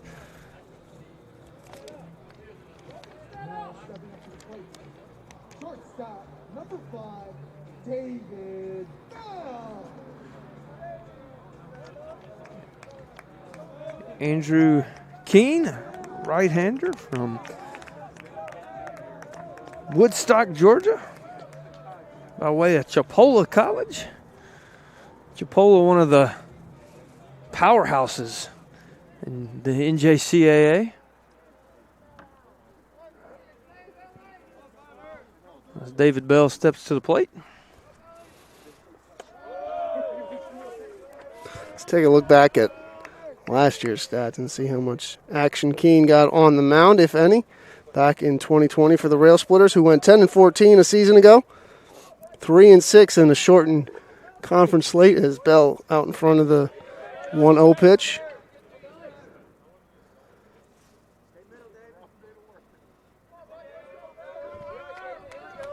No pitching appearances last year either, as it's an all hands on deck kind of game. Bell sends that one foul.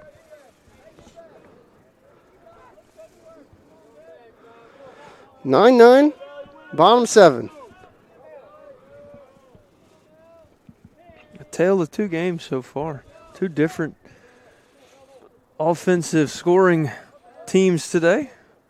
Bears doing it by way of the extra base hit, and the Rail Splitters doing it by way of manufacturing runs and errors. How often, I spotted this one, how often have you seen a pitcher with eye black?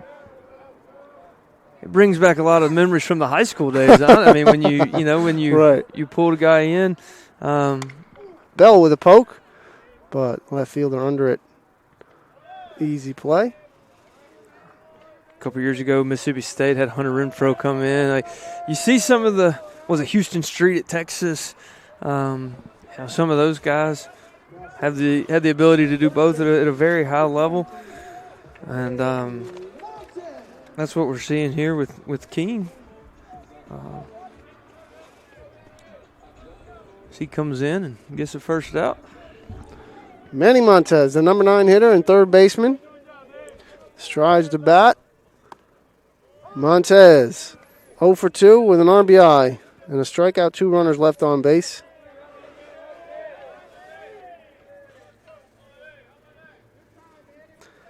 Bears 4 doubles, 1 triple, 1 home run, 6 total extra base hits. Lincoln Memorial, just 2 of them. A pair of doubles, but it's anybody's ball game. All 9 of Lenoir-Rhyne's runs are earned. All 9 of Lincoln Memorial's runs are unearned. Well, we may have a late switch on that, just as Montez pops it down the right field line. First baseman over, can't corral it. And that brings me to the conversation with our stats person. He couldn't see that drop foul by the third baseman. Didn't charge an error, he got blocked. So probably going to change the scoring a little bit around in that inning since Bell came up and hit the 2-run triple. That's true. That is true. That official score having 24 hours to adjust those, and that's definitely the right call. Base hit. Manny Montez digging down the line. And looking to start a rally, and this is the man that you want to get on base in front of, Drew Galassi. Steps up. Tyler Boyd making a really good play to his glove side there. Went down to the knee. Ball popped out. Giving Montez a little bit extra time to get down the line there. And as he was hustling, it's going to reflect well in the scorebook for a hit for him. Drew Galassi, sack leader, homers, batting average. Probably on-base percentage. Probably slugging percentage. Yeah, coming in the game slugging .973 is impressive. It's his on-base plus slugging would be right around 1580. Oh, what a smash. A nice play by the second baseman to keep it in front of him. He's got a family to think about, but he knocked that one down with his glove. And first and second for Lenoir-Rhyne. Not sure how they'll score that one, but that was an absolute missile at the second baseman, and he did everything he could to knock that ball down and flipped it all the way back to the infield grass there as it came out of his glove. I think I would have olayed that one, but I think it might have went through the outfield fence had that happened. That ball was a rocket base hit from Galassi.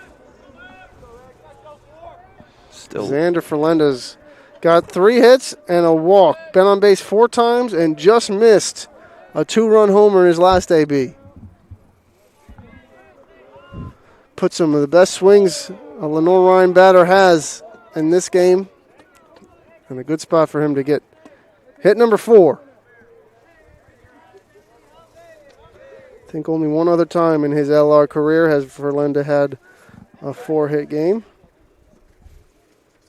if you remember that, Jay-Z, I will give you mad props. I'll take those mad props right now. One other 4-hit game in his career. I looked it up before when he had 3 hits. So. Okay, so you didn't just pull. I just thought you. Why did I say that? Why didn't I just take the credit? Well, here's the hope, and we find number 2 for there you go. Xander.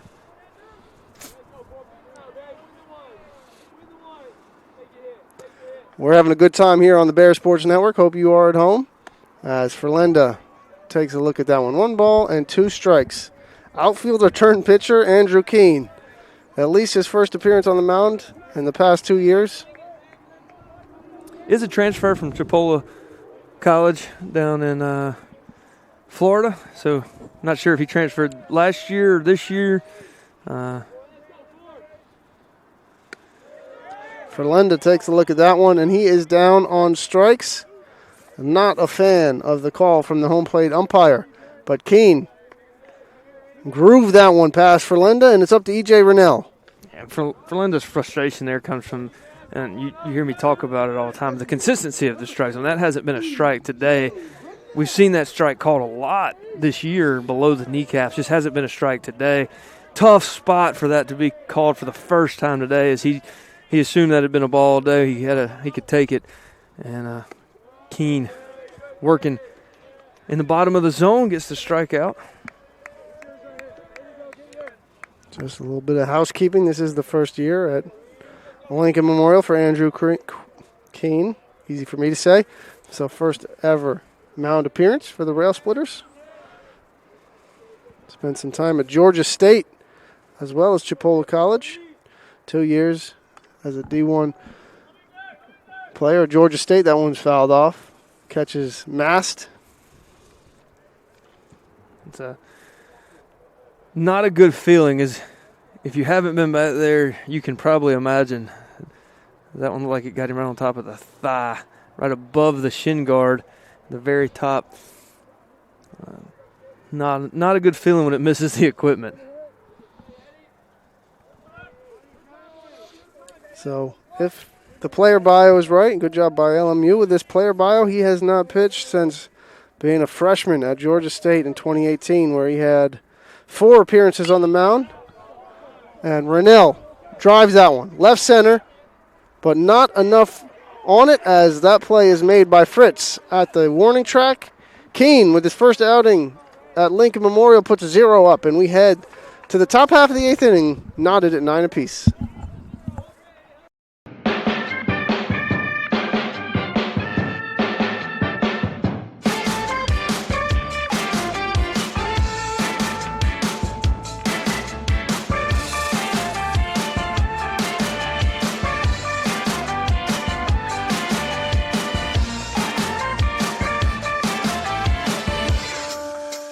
Tasha, did you know Geico could save you hundreds on car insurance and a whole lot more? So what are you waiting for? Hip Hop Group Tag Team to help you plan dessert? French vanilla, rocky road, chocolate peanut butter cookie dough. Scoop this, scoop this, scoop this, scoop this, scoop shakalaka, shakalaka, shakalaka, shaka, scoop shakalaka, shakalaka, shakalaka. Geico. Switch today and see all the ways you could save.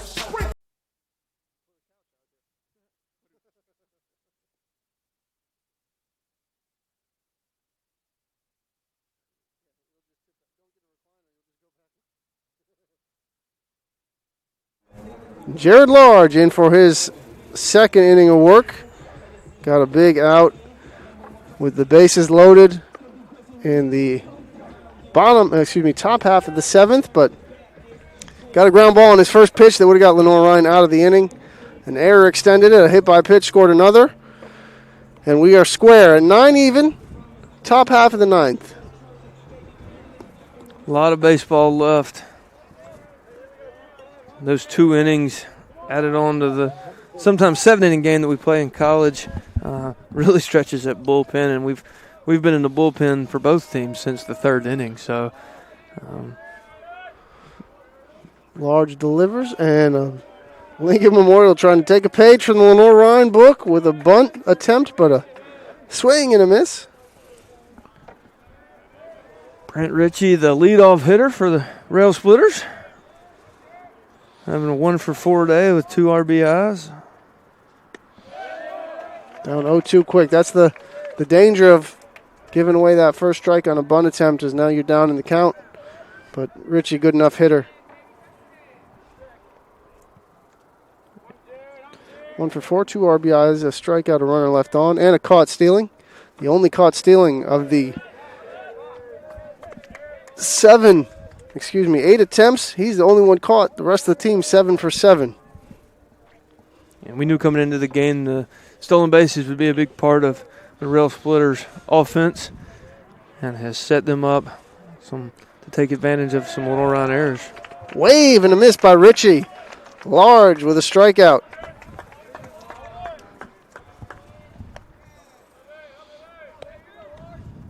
First K of the day. Well, not the day anymore. Is it first K of the evening? Second of the season for Jared Large. Rocking an impeccable mustache. Impeccable. Must have been on your word of the day calendar. Scratch it off the list. Strike one. Just got to get a National Lampoon's reference. You work a National Lampoon's Christmas Vacation reference in, and you didn't. That was the challenge. As there is no balls and 1 strike. Swing and a miss. Large dealing this top half of the 8th. Parrott can't catch up to that one. First baseman Ritchie, little cleaning up. Ritchie went from right field to left field, as Keene went from left field to the pitching, and Kurth from the DH to right field. That one's fouled back. So that kills the DH spot in the LMU lineup. Straight 9, real baseball. National League Baseball. There you go. See if they'll double switch or. It's the best part of coaching baseball is the mental game of moving pitches around. Large. Got him looking. Painting corners. Jared coming up large in this top half of the 8th inning. 1 more out to get, but pair of strikeouts to start this one. How long have you been waiting to use that line? You know what? I'm not going to lie. I just thought of it. It rolled smoothly. I like that. Pretty easy. I mean, it's on a tee, you know. It's hanging curveball. Good name. When they first told me about Jared Large, first question I asked, is he a big dude? Because that would be a great name. Swing and a miss there. And Scooter Ray hitting in this one.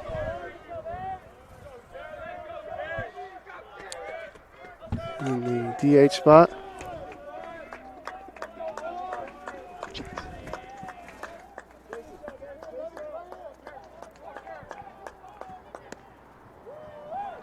Pitch misses high. Maybe changing the eye level there, going down the way with the breaking ball here.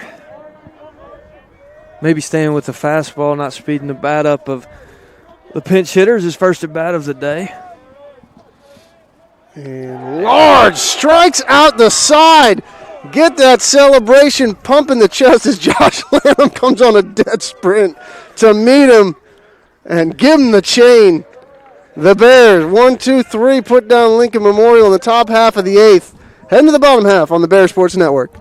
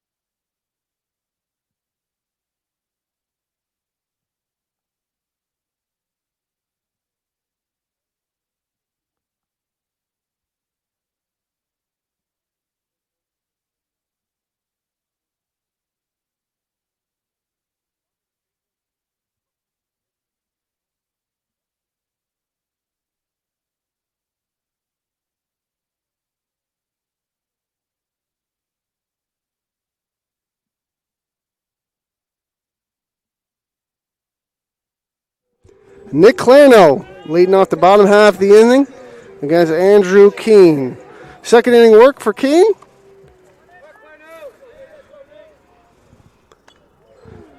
Taking a big hack at the fastball up in the zone. Clarno's eyes got big on that one. He saw extra bases written all over that one, just missed it. Trying to break this 9-9 tie. Bottom half of the 8th inning. And that one misses. Down and away. 1 ball, 1 strike. Clarno. Big 2 RBIs out of the cleanup spot. With 1 extra base hit, 2 runs scored.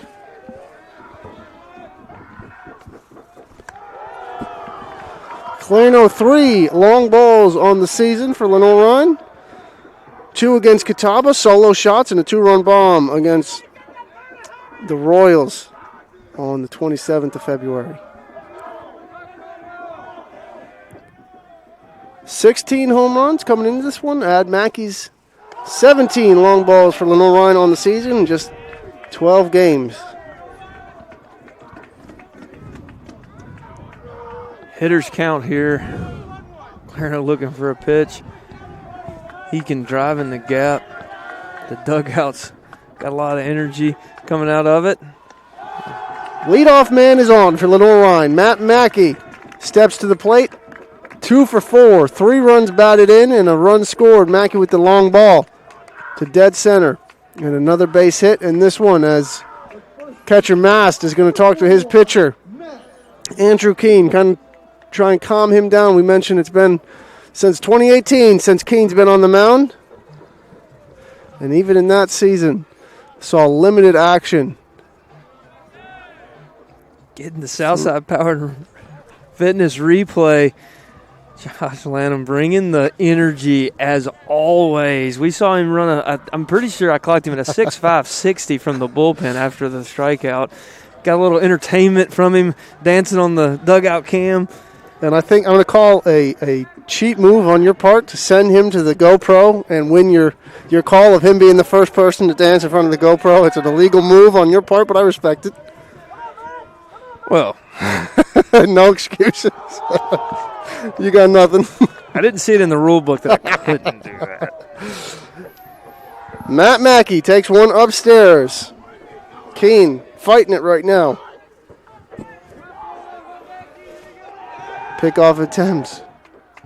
A lot of energy, as you mentioned, down in this dugout. Keene still wearing the outfield glove on the mound.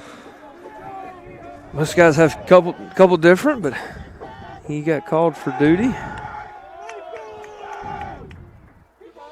A little more action. I think we could put this one on repeat. More action in the bullpen for both sides. 2 righties for Lincoln Memorial. Righty just kind of moving around in the Lenoir-Rhyne dugout. Expect to see Large going back out for the Bears. Tough to take him out of this one, right?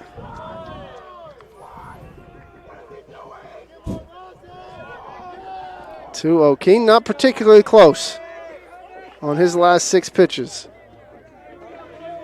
Mackey probably sitting on one right here. Mackey's drawing a small circle in the middle of the zone and looking for a fastball right there. Big hack and a miss. He got it. A little bit away from him. That's the kind of swing you want on 2-0. You don't want to get cheated. If you make contact, you want it to go a long way, and you'd rather swing and miss than dribble one back to the pitcher.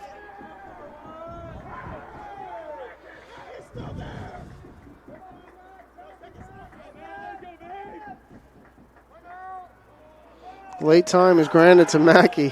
Bullpen erupts. Give me on a 1 out of 10. Rate Drew Galassi's hair. Oh, that's definitely about an 8.5 to 9. Dark on the sides, blonde on top.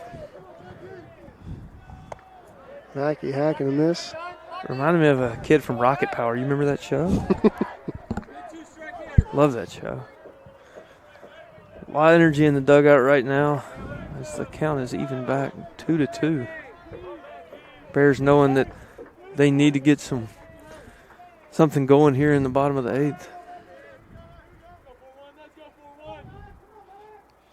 Keene fires, and that one's popped. Second baseman out, loses his lid, but he gets under that one. Great play by the second baseman, Tyler Boyd. Go get that ball up against the right field line, right against the Durham Field logo. Only person had a chance to make that play. Ball got above the lights, ran to a spot, made a play, made that look a lot easier than it really is.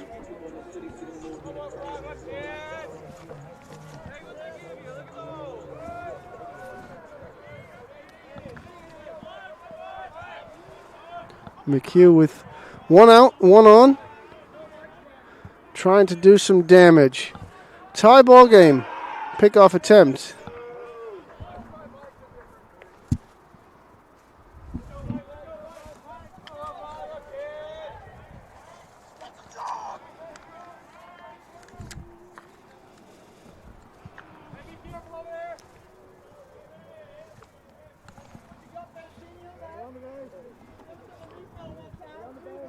Trying to sort out some defensive substitutions for the Rail Splitters. It looks like DJ Alexander Jr. has entered the game in left field.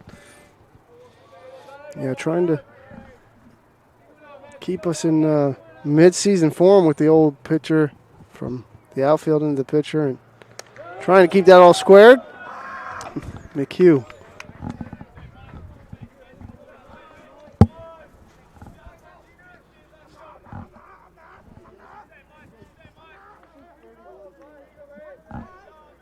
.1-0 count here to Mike McHugh. McHugh, a lot of big hits last year in the short season. Looking for one tonight. Ground ball to third, potential double play. Got McHugh as the Rail Splitters go around the horn 5-4-3 to get out of the inning and take us to the top of the ninth with a score knotted 9-9. Cordell Harris Insurance Agency, a family-owned and operated business serving the Hickory area since 1981, where we strive to take care of you and your den like family. As an independent insurance agency, we offer a vast spectrum of coverage for your commercial and personal insurance needs with our extensive network of providers. Cordell Harris Insurance Agency is a proud sponsor of Lenoir-Rhyne Athletics. Protect your den with Cordell Harris. Go Bears! Hickory's hometown jeweler celebrates our hometown teams, college sweethearts. These couples met and fell in love in Hickory and have been together ever since. For the past 38 years, we've helped our clients celebrate a lot of milestones, and stories like these are some of our favorites. Bring your love back to where it all began. Show your college sweetheart the past as you look together to the future, and let us help you start your future here at Oz's Jewelers.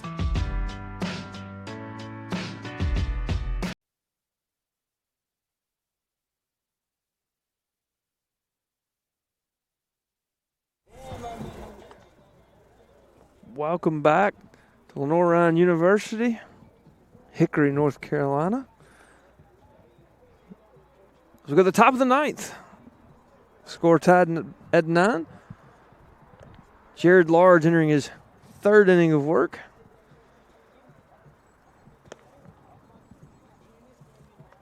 As we have the tale of 2 ball games going on here tonight. 9 runs for each team, both scored a little bit different. Via hits, extra base hits for the Bears, walks and errors for the Rail Splitters. But an exciting ending in store for sure. Large looking for another strong inning from the pen. Facing Keene, the left fielder turned pitcher, who was given 2 strong innings in his first career appearance as a Rail Splitter. Strike. Keene's first mound appearance since 2018, but no rust on that right arm. Got the double play to get out of it. 29 pitches through his 2 innings. 2 hits, a walk, and a K. At the dish, Keene is 1 for 3 with 2 runs and an RBI, and he's going to send that one for Linda. Up with it. Mackey can't dig it at first. Nice play by Ferlinda. Didn't get enough on the throw, and Mackey couldn't dig it out of the dirt. Lead off base hit for Keene. Yeah, Ferlinda, great backhand there. Had to spin. Couldn't get the right leg planted to pop himself up. Had to spin. Disoriented a little bit. Tried to get the long hop. Mackey unable to pick it.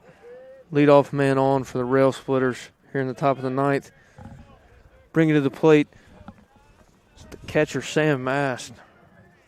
0 for 3 with a run and an RBI, a walk, a strikeout, and a man left on base. Strike one as he shows bunt. Montez comes charging, pulls it back. Large ahead in the count. Ground ball would be huge.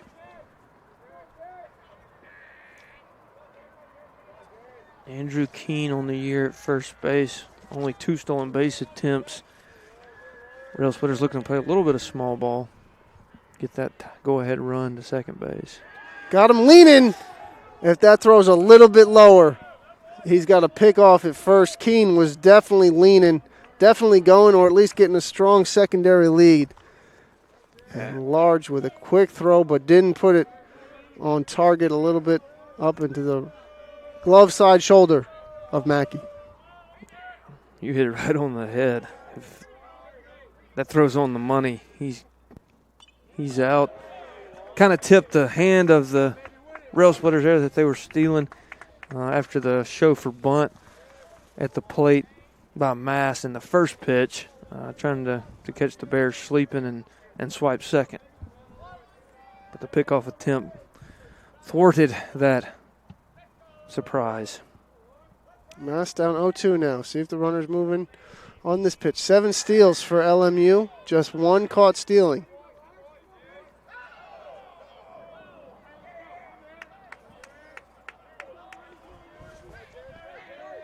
Line score for Jared Large so far. 1 1/3, 3 strikeouts. 3 of his 4 outs come by the punch out. Just 21 pitches coming into this AB. Large fires just a bit downstairs.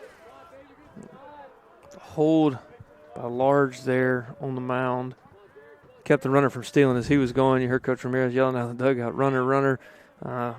As he sank down to take off, the little extra 1 second hold kept Keene there as he kind of fell a little bit. It's always a cat and mouse game here in these situations. You hold for 3 seconds as a pitcher. Do you pitch on 1 second? Do you pick? Do you pitch? Do you slide step? And we'll see who wins that.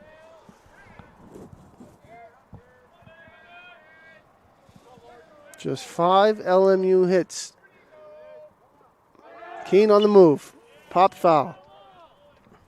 5 LMU hits have given him 9 runs. The Bears have countered with 14 hits to get those 9 runs, but the big stat right now is that third column, the errors. 5 for Lenoir-Rhyne, just 1 for Lincoln Memorial. Have led to all 9 of those Rail Splitter runs being unearned.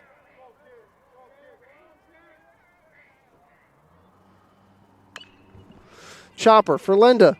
Tough play. He's going to try and get 1, but error number 6 for Lenoir-Rhyne, and now Jared Large has got himself in a pickle. Valanda got caught in between hops, plus looking at the runner there. Wasn't able to secure that one. Tough play, only had to play at first base. No chance to get the double play. As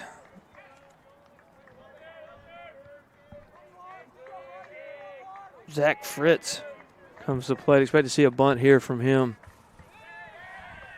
Inside move by Large. Trying to see if Fritz is bunting. A lot of time you'll get a square when you spin there. Large not giving a high enough leg kick.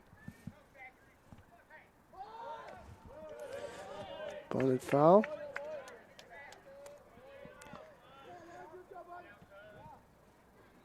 Like he was trying to take the bunt with him towards first base. A little bit of a drag from the left-hander. His speed anything gets on the ground is going to be a close play at first. It'll be a foot race between Xander, Verlanda, and Fritz. And foul again. Interesting to see what Coach Justin Haywood calls out of the dugout here as the batters and runners look to the dugout for the sign. Could use a ground ball right at somebody. Fritz has got good speed. Going to be tough to turn a pair on him unless it's put right out of fielder. Large steps off. No balls, 2 strikes.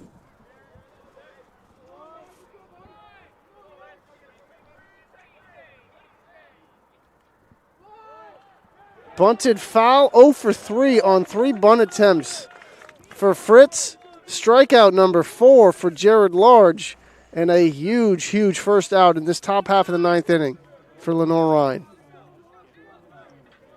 Brings to the plate Cameron Bowen, third baseman.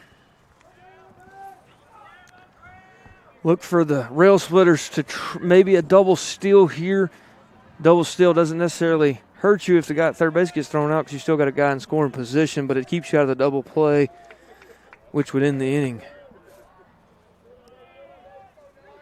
Bowen 1 for 3 with a run and a walk. Big lead off a second. Verlanda doing his best to keep him close. And that's going to be a balk. Large thought about it too much. Tried the inside move. And runners will move up. So now a tough spot for Large. He probably needs a strikeout or some sort of pop fly on the infield. Let's see what the defense does. But first, a pitching change as Chris Ramirez motions down to the bullpen. Good effort from Jared Large. 4 Ks, and we'll tell you about the new pitcher when we return on the Bear Sports Network.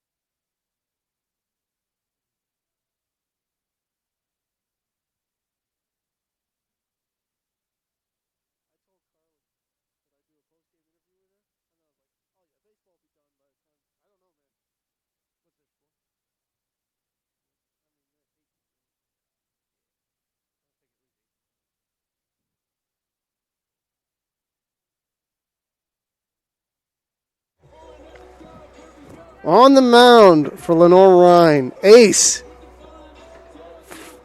I guess you call him a Saturday starter this year, Alex Shirazi, the number 1 on a talented Lenoir-Rhyne starting rotation, but called on in relief for Lenoir-Rhyne.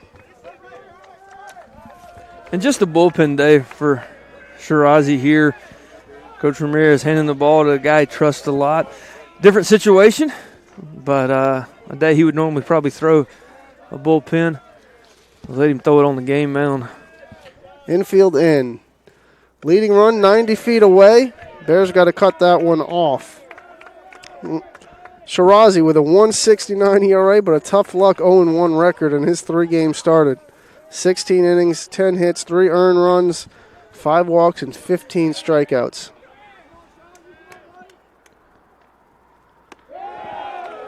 Shirazi, we saw him pitch last against Queens on Saturday when a complete game was done in by a 2-run home run in the first inning, but put up zeros from then on, but saddled with his first loss of the year. Comes in a tough spot. Anxious to see if the rail splitters were taken until they got a strike and then putting something on. But looks like we got a hit by pitch. Oh! That's going to be ball. a dead All ball right, I got situation. excited. I looked down for a second. I saw the guy trotting home. The bench started yelling, but hit by pitch to load him up. But a ground ball can get you out of this inning.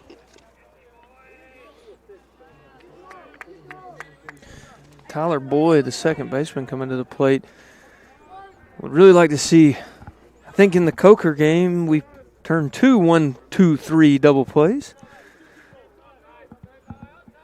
Be nice. Fouled. For Alex Shirazi, his first appearance out of the bullpen since 2018, where he had 11 relief appearances since then.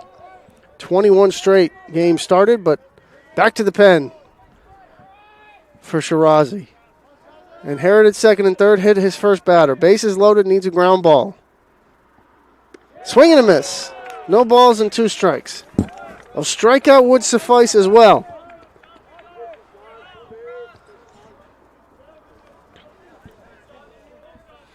Boyd is the number 8 hole hitter. 0 for 2. You're in the right spot of the lineup to try and get out of trouble. 8 and 9. Just got a piece of that one, Boyd. Boyd spoils it. Doing a great job there to get a piece of that. The bottom fell off out of it right about the time we got to the batter's box, and was able to catch the top of it to foul it off to stay alive. Tough pitch to hit. Large still ahead 0-2. Can kind of flirt with something out of the zone, but you don't want to get one too wild.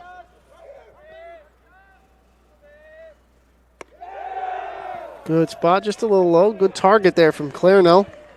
Clarno did a great job receiving that pitch. Funneling it back to the middle of his body, making it look like a strike, but it was only about 5 or 6 inches off the ground when he caught it. But received it well. 1-2. Also low. 2-2 battled back. Boyd spoiled a couple off and has now run this count back to 2-2 from 0-2. Potential game-winning run. 90 feet away and the bases are loaded.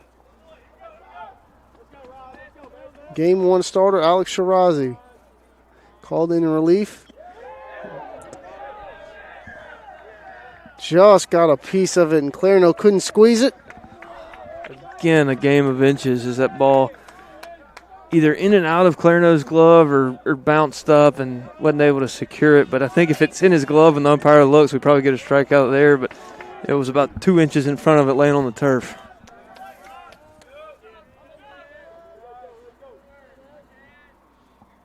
Swing and a miss, Shirazi. Big strikeout for the righty. And the Bears 1 out away from getting out of this one with no damage. Really important to have an experienced pitcher on the mound here to not take a deep breath and relax. It's real easy to relax as a pitcher when you get the second out in a tight situation like this and think, okay, I just need one more and make a mistake. Shirazi's got to stay focused here and keep making pitches. Number 9 hole hitter and shortstop takes that one down in the dirt, gets ahead of it. Zuriel Collins. Shirazi needing to work in the zone, force contact of some sort here. Use that good movement, the late movement that he has on all of his pitches. Good pitch from Shirazi. Definitely slimmed down from a season ago. And having a strong super senior year. Second team all-conference selection a year ago. Preseason all-conference selection this year.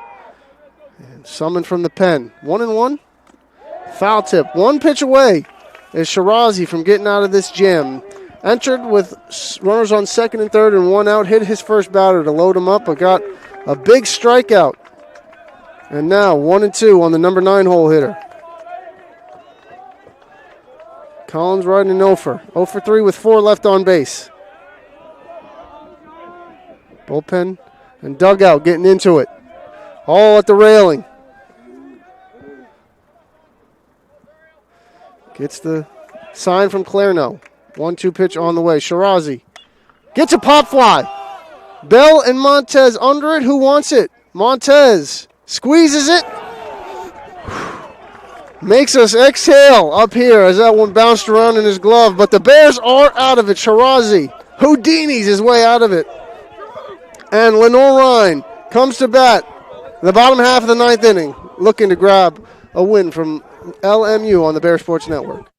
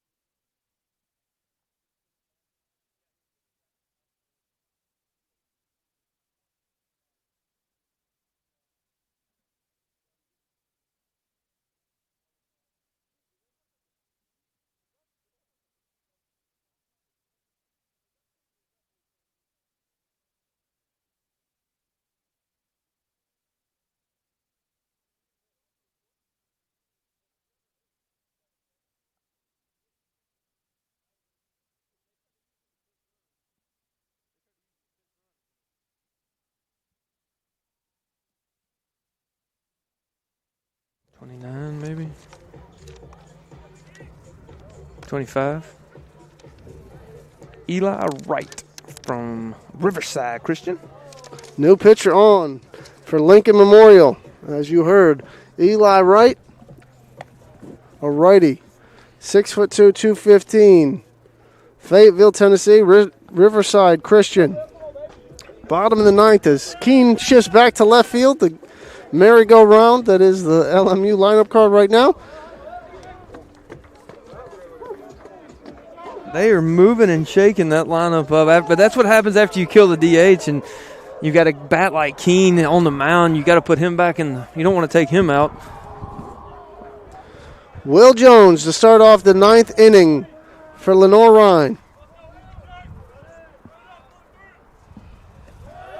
Takes ball 1 downstairs.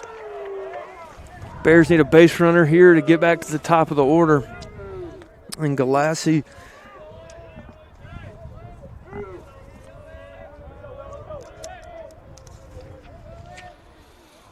One and 0 to Jones. Takes a strike. Interesting arm angle here. Last walk-off hit for Lenoir-Rhyne. Brock Johnson against Erskine. April 23rd, 2019. How about this one? Last walk-off home run for Lenoir-Rhyne. Check swing, strike 2. Ryan Perkins against Anderson. Same date, but in 2016. The stat guru filling us up. I know that took a lot of time and effort to put all those stats A lot of box together. scores to go through to find the last time somebody hit a walk-off home run. But when Will Jones hits it here, it's a good headline in the story, right? That would be, I would. A delayed check on the check swing down to first base, and he said no. Got to get this leadoff runner on any way you can. And Jones is at a 2-2 count against Wright. Wright delivers. Jones pokes it to right field. Under it. Ritchie. First out is recorded.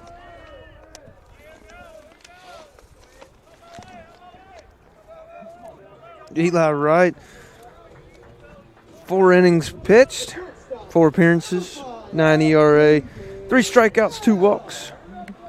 Has given up 4 earned runs.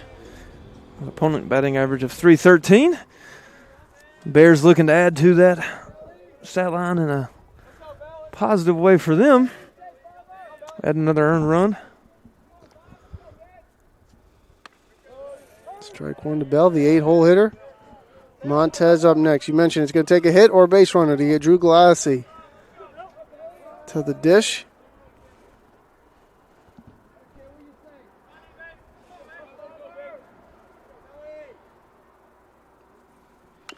Chopper gets away from the pitcher. He gathers, throws, not in time. David Bell legs it out. Tough play for the pitcher there.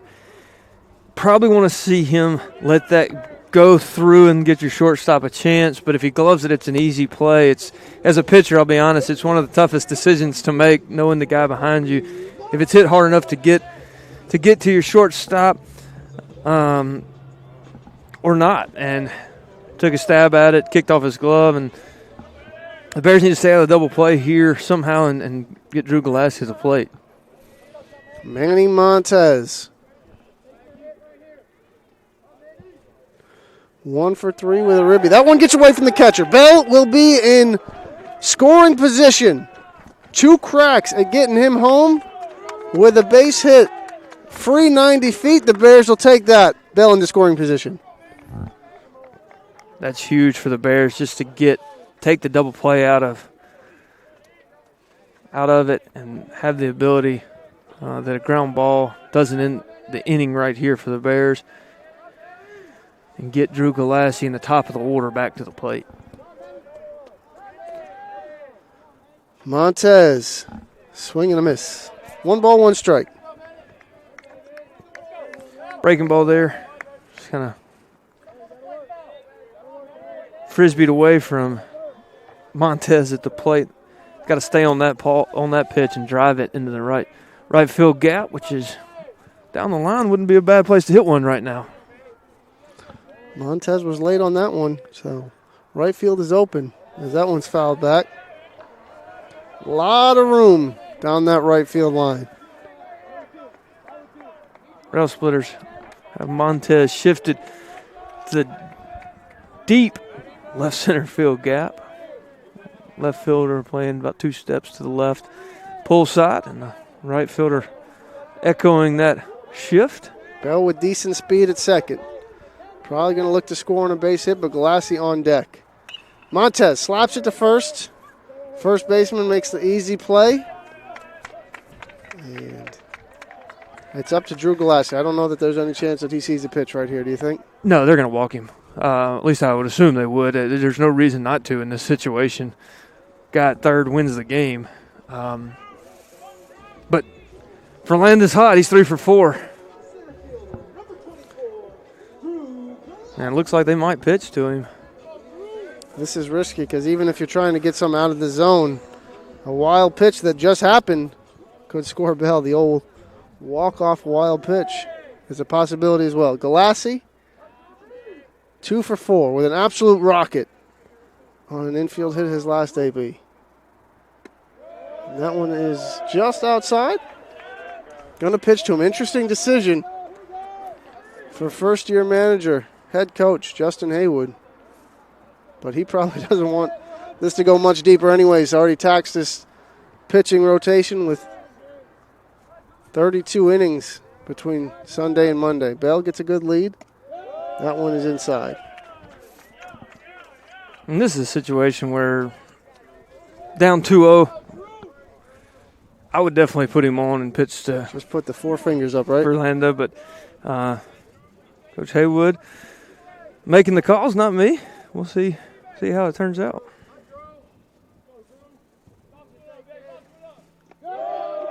Not close, bounces away, but not far enough for Bell to advance, just like we were talking about.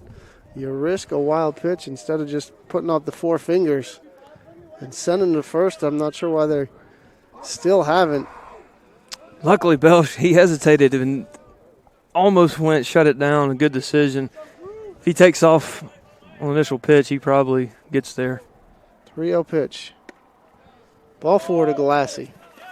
Another walk. That's walk number 2 on the day and 12 on the season. And it's up to Xander Ferlenda. Coach Haywood asking where that pitch was, and umpire telling him it was a little bit in. From this angle, looked like a pretty good pitch. So I guess he definitely wanted to pitch to Galassi there if he's trying to get a 3-0 strike and try and get his guy to come all the way back against one of the best hitters in the conference, but ended up a 4-pitch walk. Tip your hat to him. He's not backing down from anyone. You know, wanted his guy to throw in that situation. Never know when you'll be in that situation. So Coach Haywood using it to test his bullpen. Probably selective there with his pitches. You know, unintentional, intentional, not throwing anything too close. But Ferlenda, guys on first and third. 3-hit day. That one to shallow right. Dropping, base hit. Walk it off. Lenoir-Rhyne, the first walk-off hit since April 23rd of 2019. And the Bears are going to come away with a 10-9 victory thanks for hit number 4 from Xander Ferlenda. Ferlenda flipped that one over the second baseman's head. His worst hit ball of the day, but ended up,